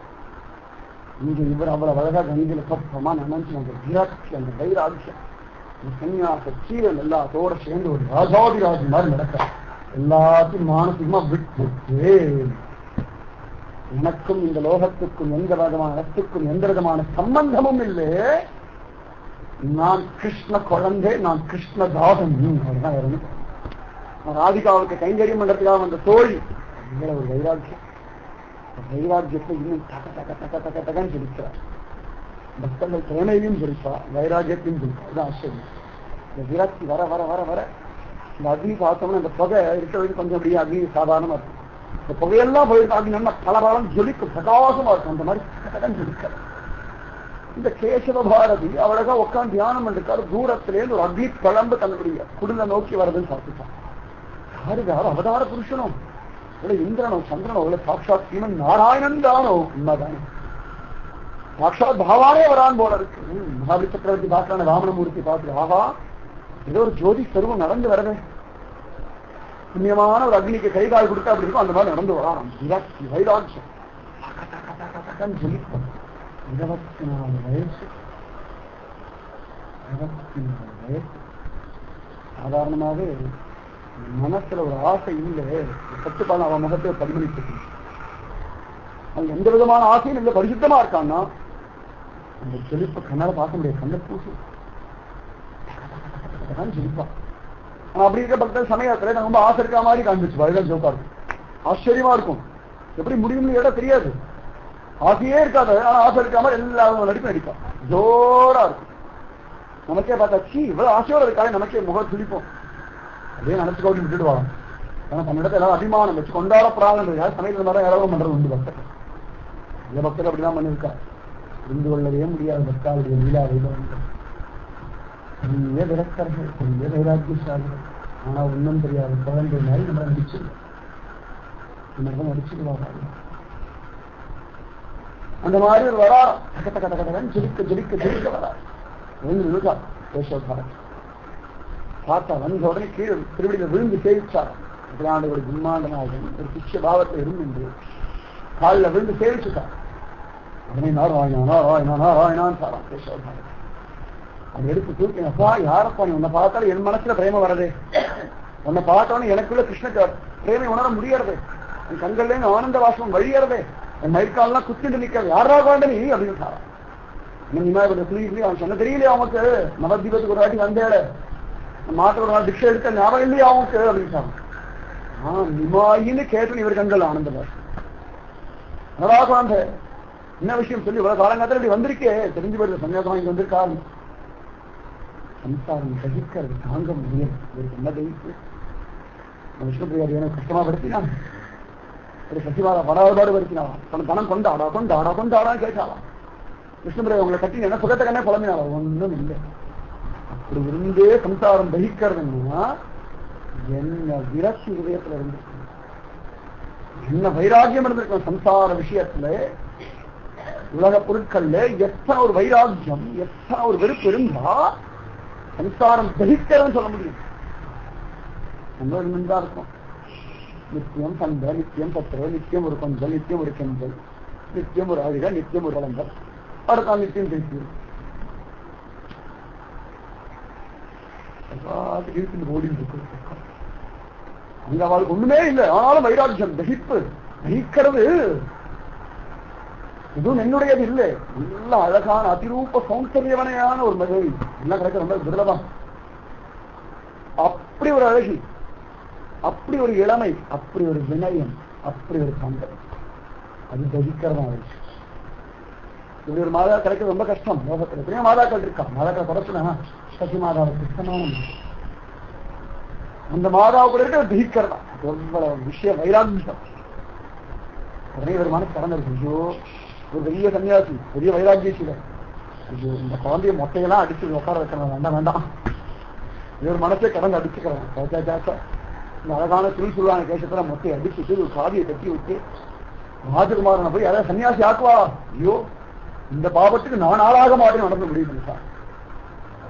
அவனே அப்பா உட்காருடா பண்ணுங்க, என்ன உனக்கு எதுக்கு இப்ப அவசரம் இருக்கு? கஷ்டப்படாது, இங்க இருந்தாலும் நாமஜம் பண்ணலாம். சன்னியாசினா சொல்ல நினைச்சிருக்கா ரொம்ப கஷ்டம்தான். விவசாயம் ஒரு மரியாதை இருக்கு, சன்னியாசம் மரியாதையே கிடையாது. அது சொல்றா நானும் சொல்லி ஒரு திருப்பி அனுப்புறோம். அவளை பண்ணிட்டு ஒரு சன்னியாசி ஆகக்கூடாதுன்னு முடிவு பண்ணிருக்கா. ஆனால் சன்னியாசி ஆகணும் முடிவு பண்ணிருக்கு. ரொம்ப கஷ்டம்தான். நீ கிரஸ்த தர்மத்தில் இருந்தாலும் சன்னியாசியோ கிரஸ்தனம் 3 வேளை ஆகாரம் வேண்டாக்குவாங்க. அதுக்கு ஒரே இடத்துல இருந்தேன். சன்னியாசன் ஒரு வீடாவே பகவதி பிக்ஷாந்தேகின்னு கேட்கறதுக்காக ஒரே வீட்டுல இருந்து உன் மனைவி அம்மா என்ன பக்கத்தில் சாப்பிட்டு இருந்தாங்க. ரொம்ப கஷ்டம். சன்னியாசியா இருந்தாலும் எவனா இருந்தாலும் எங்கேயும் தங்கிறது இடம் வேணும். தேகத்தை கடத்தனமே. சன்னியாசியும் தேகம் தானே, கடத்தனமே. அதனால கிரகத்துல இரு. 24 வயசுல சன்னியாசம் அவசியம் இல்லை. 50 வயசு ஆகட்டும். எல்லாத்தையும் ஒரு வெறுப்பு. இந்த யுவ விஷயங்கள் எல்லாம் அனுபவிச்சு முடிச்சு இந்திரிய சுகம் இருக்கு, நாக்குக்கு ஒரு ருச்சி இருக்கு, தேகத்துக்கு ஒரு பலம் இருக்கு, எல்லாம் ஆடி அடங்கட்டும். ஒரு இன்னும் ஆடவே இல்லை, அடங்கட்டும். எல்லாத்துக்கும் ஒரு விஷயம் வைராகியம் எல்லாம் ஆடி அடங்கட்டும். வந்து இந்த வயசுக்கு அப்புறம் பார்த்துக்கலாம். வயசான மாதா இருக்கா, யுவ ஸ்திரீ இருக்கா, வராது. அது சன்னியாசம் வாங்கிக்கணும். எந்த இடத்துலையும் தர்மம் சொல்லலை. சன்னியாசம் வாங்கிக்கணும்னா என் அம்மாவோ இல்லை மனைவியோ இருந்தா அவளுக்கு வீடுகள்லாம் செஞ்சுட்டுதான் சன்னியாசம் வாங்கிக்கணும்னு வர. அம்மாவுக்கு ஒரு மனைவி செஞ்சுட்டு தான் வந்திருக்கார். ஒரு பங்கு சொல்றா, என்னமோ சொல்லி பார்த்தா திருவடியில இருந்தார். எல்லாம் எல்லாம் இருக்கு. எனக்கு சம்சாரம் வெளிக்கிறது தாங்க முடியல. எனக்கு கிருஷ்ண பிரேமை வேணும். எனக்கு கிருஷ்ண பித்து பிடிக்கணும். நான் பிருந்தாவனத்துக்கு போகணும். கிருஷ்ணா கிருஷ்ணான்னு கத்தி ஆழணும். கண்ணை மூடினாலும், கண்ணை திறந்தாலும், எழுந்தாலும், உட்கார்ந்தாலும், நின்னாலும், அழுதாலும், சாப்பிட்டாலும், சாப்பிடனாலும், தூங்கினாலும், விழித்தாலும் கிருஷ்ணன் எனக்கு தெரியும். வேற ஒண்ணும் எனக்கு வேண்டாம். நீ சன்னியாசம் கொடுத்துதான் ஆகணும் அப்படின்ட்டான். என்ன பண்ணுவா? எப்படியா சமாதானம் பத்தினா பார்க்க சமாதானம் ஆக மாட்டேன். சன்னியாசம் வேணும் மொத்த காலம் நிக்கிறா. உட்காருடா தொடர்ந்து சொன்னா மன சமாதானம் சமயத்துல ஒரு வேகம் வரும் ஆரம்பத்தில். அப்படி பரவாயில்ல பரவாயில்ல 5 பேர் சொன்னாங்க. சரி மனுஷாவோட வைராகியம் அவ்வளவுதான். அதெல்லாம் முடியாது, அதெல்லாம் முடியாது. ஒரு 5 பேர், ஒரு 10 பேர், ஒரு 15 பேர். நீங்கள்லாம் சொல்றது வார்த்தை யாரை கெஞ்ச மாட்டாளா? யாரா 4 பேர் நம்மளை கொண்டாட மாட்டாளா? ஐயோ அவர் ரொம்ப வைராக்கியம் தெரியுமோ, நாங்கள்லாம் கெஞ்சி கூத்தாடி வயசுங்க வந்தோம். இதுதான் இருக்கு லோகம். ஆனா பக்தாளுடைய வைராக்கியம் ஆஸ்தாராவே அசரா. வேண்டான்னு ஒதுக்கியாசன வேண்டாம் தான், வேணும்னு முடிவு பண்ண வேணும் தான். மாத்தவே முடியாது. என்ன பண்ணாலும் சரி, யார் வந்து சொன்னாலும் நாங்க எடுபடாது. ஒருத்தர்கிட்ட எடுபடும் சத்குரு. அங்க கூட சமயத்தை கூட சில சத்குருக்கள் சசிஷல் தோத்து போயிடுறோம். தோத்து போயிருக்கா. உடையவர் சுவாமி ராமானுஜர் எம்பார் கோவிந்திட்ட தோத்து போயிட்டார். கல்யாணம் எல்லாம் பண்ணி வச்சுட்டார். விடிய விடிய உட்காந்து ராமானுஜர் சொன்னார். கூடவே மாற்றங்கள மனைவியோட விரோதமா அவ அம்மாலாம் வந்து சொல்லி பார்த்தா 3 நாள் திருப்பி திருப்பி அனுப்பினார். ஒன்னும் வரல. சரி அது கடை கோவிந்த அப்படி வேண்டாம். அப்படி இருக்க மனைவியோட தாம்பத்தியம் பண்ணணும்டா, சம்சாரத்தை இருக்கணும்டா. ஐயோ அகிலாண்ட கோடி பிரம்மாண்டமாகி எல்லா பக்கமும் இருக்க அவன் கண்ணனுக்கு அழிச்சாட்டியம் பண்ணலாமோன்னுட்டார். அழிச்சாட்டியம்ன்றார். தாம்பத்தியம் அழிச்சாட்டியம் ஒரு விஷய வைராக்கியம். அப்படி என்னடா பண்ணணும்னா, ஐயோ எனக்கு தாம்பத்தியம் எனக்கு பண்ண தெரியும், என்னால பண்ண முடியாது அப்படின்ட்டார். பயில சொல்லி தரவரம் போது போயிட்டார். இடத்துல ஒண்ணும் பண்ண முடியும் சமயத்தை அசாத்தியமான திருட வைராக்கியம் இருக்க சிஷ்யா இடத்துல சதாச்சாரியம் தோற்றுத்தான் போறான். அந்த மாதிரி இந்த கேசவமாரியும் தோத்து போயிட்டார். நிமாய் பண்டிதத்துல என்னென்னமோ சொல்லி சமாதானப்படுத்தான்னு பார்த்தாரு, நடக்க தோத்து போயிட்டார். அதுக்குள்ள நம்ம வந்து நித்யானந்தர் ஜடாதர திவாலாம் வந்துட்டான். இதுக்குள்ள அந்த ஊருக்குள்ள விஷயம் பரவெடுத்தது. யுவ புருஷன் வந்திருக்கான், அதிரூப சௌந்தரியமான இருக்கான், முகத்தை பார்த்தாலே கட்டகட்டன்னு ஜொலிக்கிறது, அப்படியே தேஜஸ்வியா இருக்கான், பிராமணோத்தமனா இருக்கான், 24 வயசு இருக்கும் போது நல்ல கச்சிடம் காளையா இருக்கான், நடக்கிற நடையும் பார்க்கிற பாரு, அவன் தோள்களும் அவன் கைகளும் அவன் கண்களும் அவன் செங்கனிவாயும் அழகுன்னு சொல்ல ஊரில் இருக்க ஸ்திரீகள் புருஷர்கள் வயசானவா எல்லாரும் படிதாண்டா பத்தின கூட வந்துட்டாங்க வேற பாக்குறதுக்கு. யார் இந்த பையன் 24 வயசுல வைராக்கியத்தோட சன்னியாசம் வாங்கினது யாரவன் நான் பார்க்கணுமே அத்தனை பேர் ஓடி வந்துட்டான். எல்லாரும் ஓடி மனசுல கையை பிடிச்சு உட்காந்து உட்காந்து நிற்கார். எந்த இடத்துலையும் நிமாயிகள் உட்கார்ந்ததே கிடையாது. ஆட்டம் பாட்டம் கொண்டாட்டம் குதூகலமா இருந்த நிமாய் பண்ணு இன்னும் நமக்கு சன்னியாசம் கிடைக்கலையேன்னு கண்ண கையிலே உட்கார்ந்து பார்த்துட்டான். நமக்கு இன்னும் பக்குவம் வரலையே அப்படின்னு உட்கார்ந்து அதுக்குள்ள நித்யானந்தம் எல்லாம் வந்துட்டான். வந்த உடனே பரவ சந்தோஷமா இருக்கு, வாங்க வாங்க வாங்க, ஏன்னா சம்ஸ்காரம் பண்றதுக்கு உங்களை மாதிரி பெரியவாள்லாம் வரணும் வாங்குவோம். நித்யானந்தர் என்ன பேசுவார், இந்த சசிமாதாக்கு சமாதானம் இருந்து பக்கம் வந்துட்டார். அவருக்கு ராத்திரி நம்மளாவே பக்கத்தை வந்து பார்க்கலாம் வந்துட்டார். சசிமாதேவன் இவரும் வந்துட்டார். எல்லாரும் சொல்லி பார்க்கிறா, ஐயோ இந்த குழந்தையா இந்த யுவ புருஷனுக்கு ஐயோ கதர்றா யுவ ஸ்திரீகள்லாம், குழந்தை என்ன பாடுபடுவா, இப்படி ஒரு புவனசுந்தரனான ஒரு புருஷன் சன்னியாசம் வாங்கிக்கிறான்னா அந்த குழந்தை என்ன பாடுவான், ஐயோ பார்க்கிற நமக்கே தாங்களே அந்த குழந்தை எப்படிதான் உயிர் தரிச்சிருப்பாளோ தெரியலையே அப்படின்னு. உடனே வயசானச்சு இப்படி ஒரு குழந்தை எத்தனை உத்தமமா இருக்கான், எத்தனை சமத்தா இருக்கான், கண்களும் முகபாகமும் எங்கேயாவது அகம்பாவம் இருக்கா, எவ்வளவு வினயமா இருக்கா, வயசான காலம் தாயா உள்ள என்ன பாடுபடுவோம், நம்ம மனசே வெடிக்கிறா போல அது கேட்கப்பட்ட எல்லாரும் உள்ளுக்குள்ளேயே கூடி கூடி பேசிட்டார். உடனே ஒரு இளைஞன் கோபம் வந்துருக்கு, என்ன பெரிய சன்னியாசம் வேண்டி கிடக்கு, இந்த வயசுல நல்லா வாழ்க்கை அனுபவிக்க வேண்டியதானே, சன்னியாசம் மட்டும் கொடுக்கணும். அந்த கேசவ பாரதி ஊரோடு துரத்தினா அப்படின்ட்டான். அவனுக்கு ஒரு வேகம் வந்துருக்கு, வைராக்கியம், அவனுக்கு ஒரு கோபம் வந்துருச்சு. உடனே இன்னும் பெரிய அப்பா அப்படின்னா நம்ம சொல்ல முடியாது.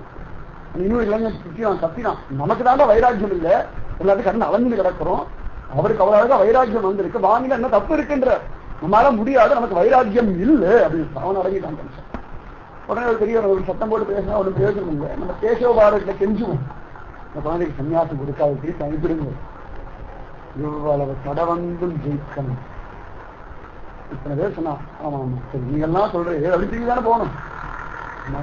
இத்தனை பேர் சொல்ல சொல்ல சொல்ல உங்களுக்கு இன்னும் வைராக்கியம் அதிகமாகணும் இல்லை அப்படின்னு சொல்லி அந்த மாதிரி எல்லாரும் போய் கேசவாரின் இடத்தை செஞ்சிடா, அந்த குழந்தைக்கு சன்னியாசம் கொடுக்காது, அந்த பார்த்தேன் குழந்தைக்கு சன்னியாசம் கொடுக்காது, மனசெல்லாம் கடன் அடிச்சுக்கணுமோ சொன்னார்.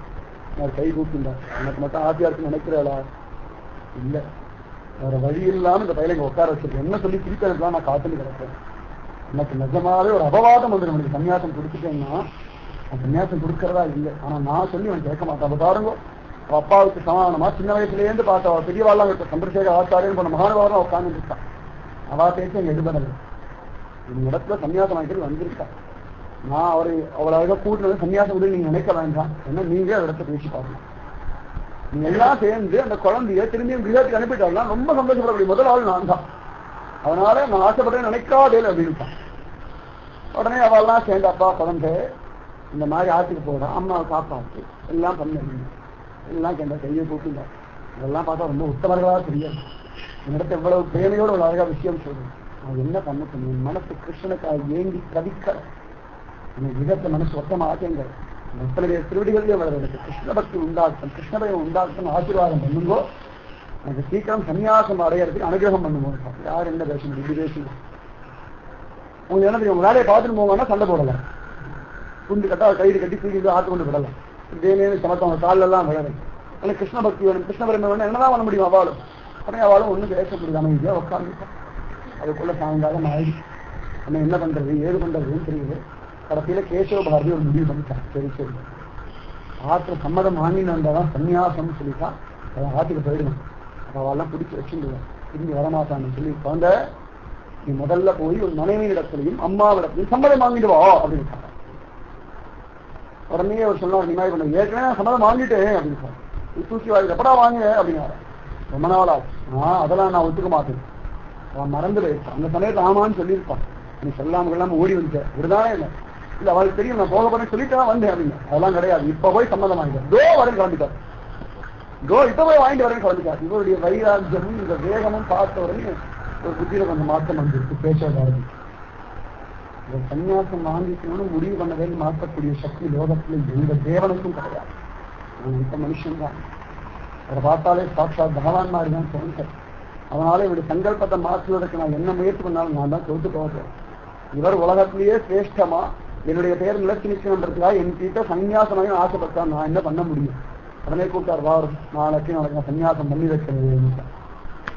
ராத்திரி முழுக்க பஜனை நடக்க முகுந்த தத்தர் வர வந்தார். பஜனை பாடுறா விடிய விடிய விடிய விடிய விடிய பஜனை.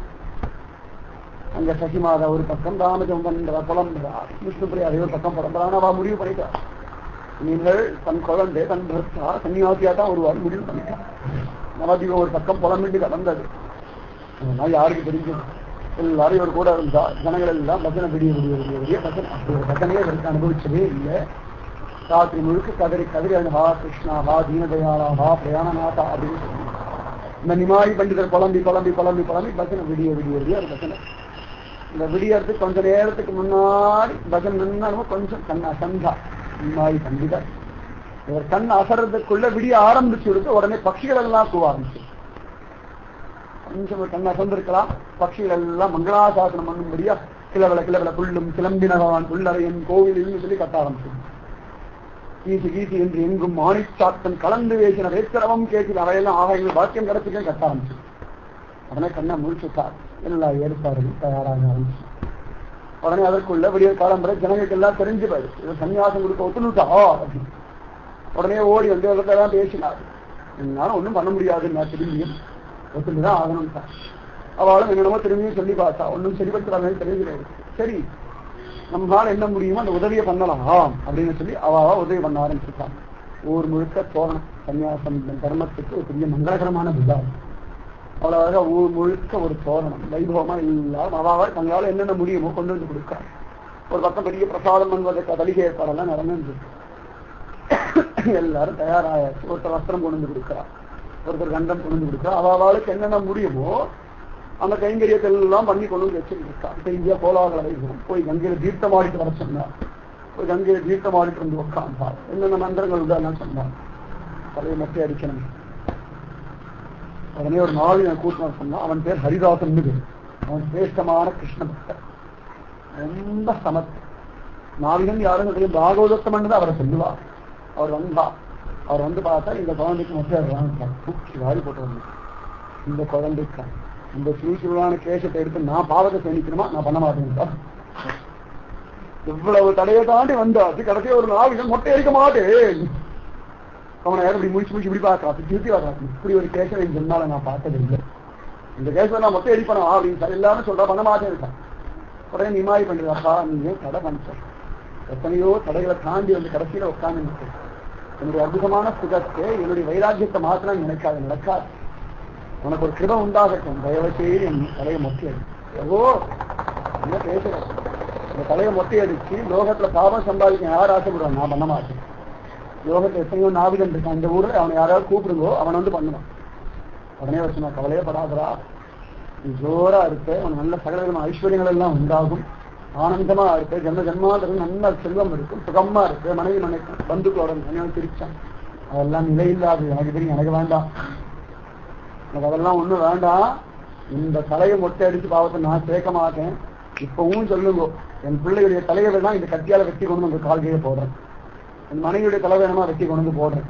என்னுடைய வம்சத்தாரோட எல்லா தலையும் வேணுமா வெட்டி கொண்டு வந்து, ரொம்ப தலையை நான் மொட்டை அடிக்க மாட்டேன். உடனே ஒரு செஞ்சா இல்லடா, வந்து அடிச்சு விடுறா, உனக்கு நல்லது உண்டாக்கும், உனக்கு நல்லதே வேண்டாம், எனக்கு நான் நரகத்திலேயே நான் போய் விழறேன், நீங்க எனக்கு சாபமே குடும்பம், என் உடம்பு முழுக்க குஷ்டரோகமே வரட்டும், நான் மொட்டை அடிக்க மாட்டேன். என்னென்னமோ சொல்லி பார்க்கிறா. அவன் கேட்க மாட்டேங்க. கடைசியில் அவன் சொன்னான், நீங்க சொல்றது நியாயமா இருக்கா? உங்க தலையில பட்ட கத்தி சாதாரண மனுஷன் தலையில கொண்டு என்னால் வைக்க முடியுமா? அவன் உணர்ந்துட்டான் பகவான். ஞாபகம் கொஞ்ச நேரம் அப்பதான் பார்க்கலாம். உங்க தலையை சவரம் பண்ண பிறகு அல்ப மனுஷாவது தலையில கொண்டு போய் இந்த கத்தியை வைக்க முடியுமா? உங்க தலையில கத்தியை வச்ச உடனே முடிக்கிறதுக்குள்ள என் கத்தி உருகி போயிடும். அதுக்கப்புறம் என் ஜீவன், என்னோட ஜீவன் உபாயமே இவ்வளவுதான். என்னுடைய ஜீவ ஆதாரமே இந்த நாவிதம் பண்ற தொழில் தான், என்னோட தொழில் முடிஞ்சு போயிடுமே, அப்புறம் நான் என்ன பண்றதுன்னா உடனே சைத்தன்ய மகாபிரபு சொல்றார், நிமாயி கண்டித இதுக்கப்புறம் நீ நாவிதம் தொழிலே விட்டுடுறான், இதோட உன் நாவிதம் தொழில் விட்டு போகட்டும், வேறதான் தொழில் பண்ணி குறைச்சிக்கோ, என் தலையை மொத்தம் அடிச்சு விடுறா, தலையில கெஞ்சலா. லோகமே எவனிடத்துல கெஞ்சின்னு கிடக்கிறோம், அவர் இங்க கெஞ்சுறா ஒரு நாவிதம் கட்ட. அவன் என்னென்னமோ சொல்லி பார்க்கறான், அழகான், முடியாதுன்னு சொன்னான். கடைசியில மிரட்டார், இப்படி மொட்டை அடிக்க போற இல்லையாடான் கொஞ்சம் நடுங்கிட்டான். சமயத்துல பிரேமையில சாதிக்கிற சமயத்துல மிரட்டி காரிக்க சாதிக்க, சமயத்துல அதிகாரத்தினால காரியம் சாதிக்க, பக்தர்கள் எல்லா ஜீவரும் சுகம் கொடுக்கறதுக்காக. உடனே அவன் கதறி அழறான், முடிய தடவி தடவி தடவி தடவி தடவி தடவி பார்க்கறான். ஐயோ ஐயோ என்ன பண்ணுவேன்னு கதறான். அப்படியே கொஞ்சம் கொஞ்சமா தலையை மழிக்கிறான், கதறான், கொஞ்சம் வலிக்கிறான். அப்படியே உட்காந்து இப்படி பார்க்கறான் ஆனந்தமா. ஹரே ராம ஹரே ராம ராம ராம ஹரே ஹரே, ஹரே கிருஷ்ண ஹரே கிருஷ்ண கிருஷ்ண கிருஷ்ண ஹரே ஹரே. அவனுக்கு தெரியாமலே மகாமந்திரம் வந்துடுச்சு. பக்தன் தான் ஒரு தொட்ட உடனேயே அந்த பிரேம தாக்கம் வந்துடுச்சு. கடைசியில எல்லாம் மொட்டை அடிச்சு முடிச்சான். இன்னும் தக்க தக்க தக்க தக்க தக்கன்னு ஜொலிக்கிறது. 24 வயசு. அது சுருளான கேசத்தோட இருக்கும்போது அழகு எல்லாம் போன பிறகு இந்த முகத்துல இருந்த கொஞ்சம் தாடி தலையில இருந்த சுருளான கேசம் எல்லாம் போன பிறகு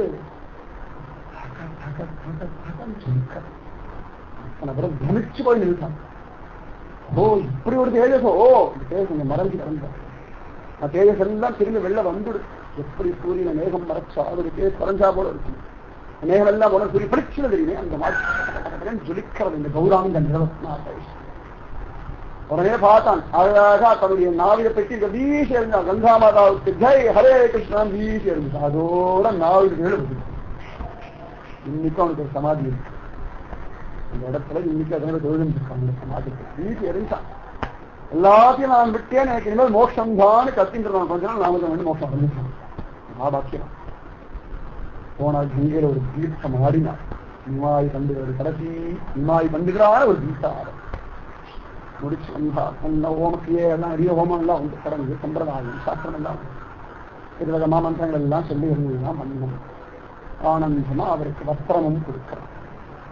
இந்த கௌடியில் இதை உடுத்திக்கிறதுக்கு ஒரு ஆட தோல்ல போட்டுக்கிறதுக்கு ஒரு காலத்தை. இவ்வளவுதான், இதுக்கு மேல ஒண்ணும் இல்லை. அழகா எல்லாம் தயார் பண்ணியாச்சு. மயங்காச்சோ 24 வயசுல ஒரு சன்னியாசமா அப்படின்னு நேற்று புலம்பினவாள்லாம் இன்னைக்கு நன்னாத்தான் இருக்குன்னு நினைச்சுக்கா. ஏன்னு கேட்டா அந்த தேஜஸ் இந்த ரூபத்தை நினைச்சாலே ஆத்மா சாபல்யம் அடைஞ்சிடும், ஜென்மா சாபல்யம் ஆயிடும், கரையேறிடும் தெய்வம் வந்து பார்க்கணும். நியாயம் பண்றது அழகா இருந்தா. ஆனா எல்லாத்தையும் போட்டு விட்டு ஒரு சன்னியாசி ஒரு மொட்டை அடிச்சுண்டு சிகர் கூட கிடையாது. எல்லாத்தையும் இருக்கிற சமயத்தில் அப்படி பல பல பலன் சொல்லிக்கிறார். 24 வயசு குழந்தை. இளமைக்கும் அதுக்கும் இந்த சன்னியாச ஆசன ஸ்ரீகரையும் பல பல பலன் ஜொலிக்கிறார். யோக மந்திரங்கள் தான் சொல்றார். சன்னியாசமாயிட்டு ஒரு ரகசிய மந்திரத்தை உபதேசம் பண்ண இந்த கேசவ பாரதி பயங்கர எப்படி இருக்கு சொல்றது எல்லாம் தெரியுது. சன்னியாச மந்திரத்தை ரகசியமா சொல்லணும்னு சொல்றாரு. அது ஆமாப்பா ரகசியமாத்தான் சொல்லணும். சந்தேகம் கேட்கலாமா சொல்லுவா. என்னடா ஒரு நாள் நான் சொப்பனத்தை போய் சன்னியாசி வந்தா அப்பொழுதே காதல் சன்னியாச மந்திரத்தை சொன்னா அப்பொழுதே நடந்துருக்கு. அதனால ஒட்டின்றிருந்தார். அவ்வளவுதான். இப்போ பல வருஷங்களுக்கு முன்னாடி நடந்தது. இன்னைக்கும் அந்த மந்திரம் ஞாபகம் இருக்கு. அந்த மந்திரம் தானா நீங்க கொஞ்சம் கேட்டு சொல்லுவோம். உடனே ஒரு கிருஷ்ணன் மாதிரி சொல்லி காது காட்டினார். நிஜமாவே கிருஷ்ணன் வந்து ஜெகத்குருன்னு. உடனே இவர் ஆச்சாரிய ஸ்தானத்துல இருந்து இந்த நிமாய் பண்டிதர் அவருக்காக இந்த மந்திரம் தானா அப்படின்னா கண்கள் ஆனந்த பாசம் கேசவ பாசம் என் ஜென்மா சாபல்யம் ஆயிடுச்சு. என் ஜென்மா சாபல்யம் ஆயிடுச்சு. அப்பா நீ கிருஷ்ண பிரேமையில தலைச்சவன், எனக்கு என்ன தெரியாது. எல்லாத்துடைய பிரயோஜனம் கிரகஸ்த தர்மமோ பிரம்மச்சரியமோ வானப்பிரஸ்தமோ சன்னியாசமோ ஸ்திரீ தர்மாவோ புருஷ தர்மாவோ குழந்தை தர்மாவோ தேவனும் மனுஷனும் யாராக இருந்தாலும் எல்லாத்துடைய பிரயோஜனம் என்னன்னா கிருஷ்ண பிரேம பரிபூர்ணமா லഭിக்கும். உனக்கு கிருஷ்ண பிரேமைக்கு என்ன குறைச்சல, அதனால உனக்கு எல்லாம் தெரியுந்தா வந்து இதுதான். உடனே அவர் காதலே அழகா ஒரு துணியை போட்டு மறைச்சு போன சமயத்துல வர போடுவா இல்லையா அந்த மாதிரி ஒரு சின்ன விதான மாதிரி கத்தியம் எல்லா ஜனங்களும் பார்த்து எத்தனையோ சன்னியாசிகளை பார்த்திருக்கான. 24 வயசுல எவ்வளவு வயசுல வைராக்கியசீலனா எல்லாத்திலையும் விரக்தியா இருந்து லோகத்தை உத்தாரணம் பண்ணணும். தன்னுடைய சுகம், தன்னுடைய துக்கம், தன்னுடைய மானம், தன்னுடைய அவமானம் தன்னுடைய பந்தம், தன்னுடைய ஆசைகள் எல்லாத்தையும் திறந்துட்டு லோக உத்தாரணம், லோக க்ஷேமார்த்தமா ஒரு சன்னியாசம் வாங்கிக்கலாம். இன்னைக்குதான் பார்க்கலாம் ஜனங்க அத்தனை பேர் வாங்கியிருக்கா. சங்கரர், ராமானுஜர் எல்லாரும் வாங்கியிருக்கா. ஆனாலும் இது ஒரு தனிதான், அது தனிதான், இது தனிதான். அவ்வளவு அழகா இந்த மந்திரங்களை காதல சொன்னாராம். சொன்ன உடனே ஹா கிருஷ்ணா, ஹா கிருஷ்ணா, ஹா கிருஷ்ணா மூர்த்தியை விழுந்துட்டான். கடவுள் மூர்த்தியை விழுந்துருவார். இப்ப சன்னியாசம் மந்திரம் பேச உடனே மூர்த்தியை விழுந்துட்டான். உடனே அவருக்கு வஸ்திரம் எல்லாம் கொடுத்தா. தகதகதகான் அந்த எல்லாம் போயாச்சு. ஒரு சின்ன காவி வஸ்திரம், தோல்ல போட்டுக்கு ஒரு வஸ்திரம், உண்மை பலபலபலம் ஜொலிக்கிற ஒரு கோபி சந்தனம், கையில ஒரு பண்டம், ஒரு கமண்டம் ஜொலிக்கிறது. பால கௌராங்கனும் அழகா இருந்தான், யுவ கௌராங்கனும் அழகா இருந்தான், கிரகஸ்த தர்மத்தை இருந்த கௌராங்கனும் அழகா இருந்தான். இவன் எல்லாத்தை காட்டும் இப்ப சன்னியாசி கௌராங்கன் ரொம்ப ரொம்ப ரொம்ப ரொம்ப அழகா. அத்தனை பேரும் பார்த்தா நிசப்தம், அக்னி சப்தம் கூட கேட்கணும். அது கூட சைலண்டா இருந்தது. பட்சிகள் பார்க்கிற, வானவர்கள் தேவர்கள் பார்க்கிற அத்தனை பேரும் மயங்கி பார்க்கிறா. எல்லாரும் இந்த அதிரூப லாவண்யமான சன்னியாச தர்மத்தை ஸ்வீகரிச்ச நிமாய் பண்டிதருடைய ரூபத்தை பார்த்து அப்படியே மயங்கி என்ன பேசான். இவருக்கு என்ன பெயர் வைக்கணும் யோசனை பண்ண ஆரம்பிச்சுட்டான். ஒரு பெயர் வைக்கணுமே. சன்னியாச தர்மத்தை எல்லாத்தையும் தன் அப்பா அம்மா வச்ச பேரை கூட திட்டம் பண்ண, எல்லாத்தையும் தியாகம் பண்ணிட்டு ஒண்ணும் இல்லையேன்னு உட்காரம். அப்ப எல்லாத்தையும் அவா தருவா. உடனே யோசனை பண்ணி இவன் கிருஷ்ண பிக்கு பிடிச்சு கிடக்கிறான். இவன் தான் லோகத்துல ஒரு சைத்தன்யத்தை ஏற்படுத்த போறான்னு சொல்லி இவனுக்கு இன்னிலிருந்து கிருஷ்ண சைத்தன்ய பாரதின்னு பேரு. கிருஷ்ண சைத்தன்யம் அவருடைய பெயர். பாரதின்னு இந்த குரு பரம்பரையில வரது, கேசவ பாரதின்னு. அந்த பாரதின்னு எங்க குரு பரம்பரை பெயர். இவன் லோகத்திலே கிருஷ்ணநாம சங்கீதம் எல்லாத்துக்குமே ஒரு சைத்தன்யத்தை ஏற்படுத்த போறதுனால இன்னிலிருந்து இவர் பெயர் கிருஷ்ண சைத்தன்ய பாரதி. அந்த பாரதி மறந்து போயிடுது எல்லாருக்கும். கிருஷ்ண சைத்தன்ய மகாபாரத் பாரதின்னு சொன்ன உடனே அத்தனை பேர் ஆஹா கிருஷ்ண சைத்தன்ய ஜெயஹோ ஜெயஹோ ஜெயஹோ ஜெய் ஸ்ரீ கிருஷ்ண சைத்தன்ய மகாபிரபு கத்தினார் நித்யானந்த மகாபிரபு. அத்தனை பேரு கண்களா கிருஷ்ண சைத்தன்யா கிருஷ்ண சைத்தன்யா கிருஷ்ண சைத்தன்யா சைத்தன்யா. அத்தனை பேரும் கிருஷ்ண சைத்தன்ய மகாபிரபு கிருஷ்ண சைத்தன்ய மகாபிரபு கிருஷ்ண சைத்தன்ய பாரதின்னு கத்துறார். வானுலகத்தின் தேர்கள் எல்லாம் புஷ்பமாய் பொழிஞ்சா. சன்னியாசம் வாங்கி இந்த கிருஷ்ண சைத்தன்ய ஆகிற சமயத்திலே அந்த இடத்துல சசிமாதா விஷ்ணுப்பிரியா தேவி என்னது ஜனங்கள் தெரிஞ்சாலும் அத்தனை ஹதயத்துல சமாதானம் வந்துருக்கு. நம்ம நிமாய் நம்மளை பத்தி எங்கும் போகல, திரும்பி வருவார் ஒரு செய்தி. நிமாயா வரல, கிருஷ்ண சைத்தன்யரா வருவார் அப்படின்னு தைரியம் வந்துருக்கார். எத்தனை பேர் எவ்வளவு வருத்தப்பட்டாலும் அத்தனை பேர் ஆத்மாவும் கரையேறி எடுத்தாங்க. இல்லை, நம்முடைய நிமாயி நம்மளை கரையேற்றுவதற்காக உத்தாரம் பண்ணுவதற்காக சன்னியாசர்கள் ஸ்வீகரிச்சிருக்கா. அதனால அவர் ஆசைப்படி நம்ம எல்லாம் அதற்கு உறுதுணையா நிற்கிறோம்னு சசிமாதா விஷ்ணுப்பிரியா தேவி அத்தனை பேர் ஹிருதயத்திலும் ஒரு வைராக்கியம் தான் பெரியவா. அப்படி ஒரு தைரியத்தை கொடுத்துருவான், மனசுக்குள்ள அப்படி ஒரு ஆகர்ஷணத்தை கொடுத்துருவான். அத்தனை பேரும் கிருஷ்ண மகாபிரபுவுக்கு ஜெய் ஜெயோ ஜெயோ ஜெயோ ஜெயோ ஜெயோ கொண்டாடி ஒரு பஜனை நடக்க ஆரம்பிச்சது. தண்ணில அப்பயும் ஆட்டம் பாட்டம் மட்டும் மாறல. ஆட ஆரம்பிச்சார். கொஞ்ச நேரம் கிருஷ்ணா தோ வந்துட்டே ஓடுறா. பிருந்தாவனம் நோக்கி எப்படாப்பா சன்னியாசம் வாங்கிட்டு பிருந்தாவனம் போகலாம்னு ஓடுறா. உடனே ஜனங்கள்லாம் வழிமறி அதுக்குள்ள போகணுமா? ஐயோ விரும்போ என் பிராணநாதன் நான் பார்க்கணும், ராதிகாரமன் திருடிகளை விழுந்தாலும் எனக்கு சமாதானம் இல்லை அப்படின்னு ஓடுறா. உடனே நித்யானந்தர் போய் பிடிச்சா. அதோ இது போப்படா தப்பு, நீதான் சன்னியாசம் வாங்கிட்டு குருட்ட வழக்கா இருக்குன்னு கொஞ்சம் பிடிச்சு வைக்கிறதுக்காக. சரியா நீ சொன்னா சரியாத்தான் இருக்கும் அப்படின்னு வந்துட்டா. அன்னைக்கு ராத்திரி முழுக்க இருந்தா. ராத்திரி முழுக்க விடிய விடிய விடிய விடிய விடிய தர்சனம் நடந்தது. சரியாக நம்முடைய நிமாயி சந்தித்த கௌராங்கன் கௌர்கன் விஸ்வம்பரம் கிருஷ்ண சைத்தன்யம் மகாபிரபுவா மாறி சிரேஷ்டமான ஒரு வைகை. நிஜமாவே சைத்தன்ய மகாபிரபு செங்கல் பண்றான். ஏன்னா மெட்ராஸில் இருக்கும்போது எனக்கு அந்த 20 நாள்ல கதையை முடிச்சுடணும் அது மட்டும்தான் வந்தேன். இங்க ஆரம்பிக்கும்போது நிச்சயமா அந்த கதையை முடிச்சிடலாம். ஆனா சைத்தன்ய மகாபிரபு ஆற வரைக்கும் தான் கதை முடிக்கணும் அவர் சங்கல்பம். நானும் சங்கல்பம் பண்ணல, யாரும் சங்கல்பம் இல்லை, சங்கல்பம். அதனால இப்ப நிமாயி பண்டிதர் சைத்தன்ய மகாபிரபுவா மாறிக்கிற இந்த இடத்தோட இப்போதைக்கு முடியல. சின்ன இடைவெளி.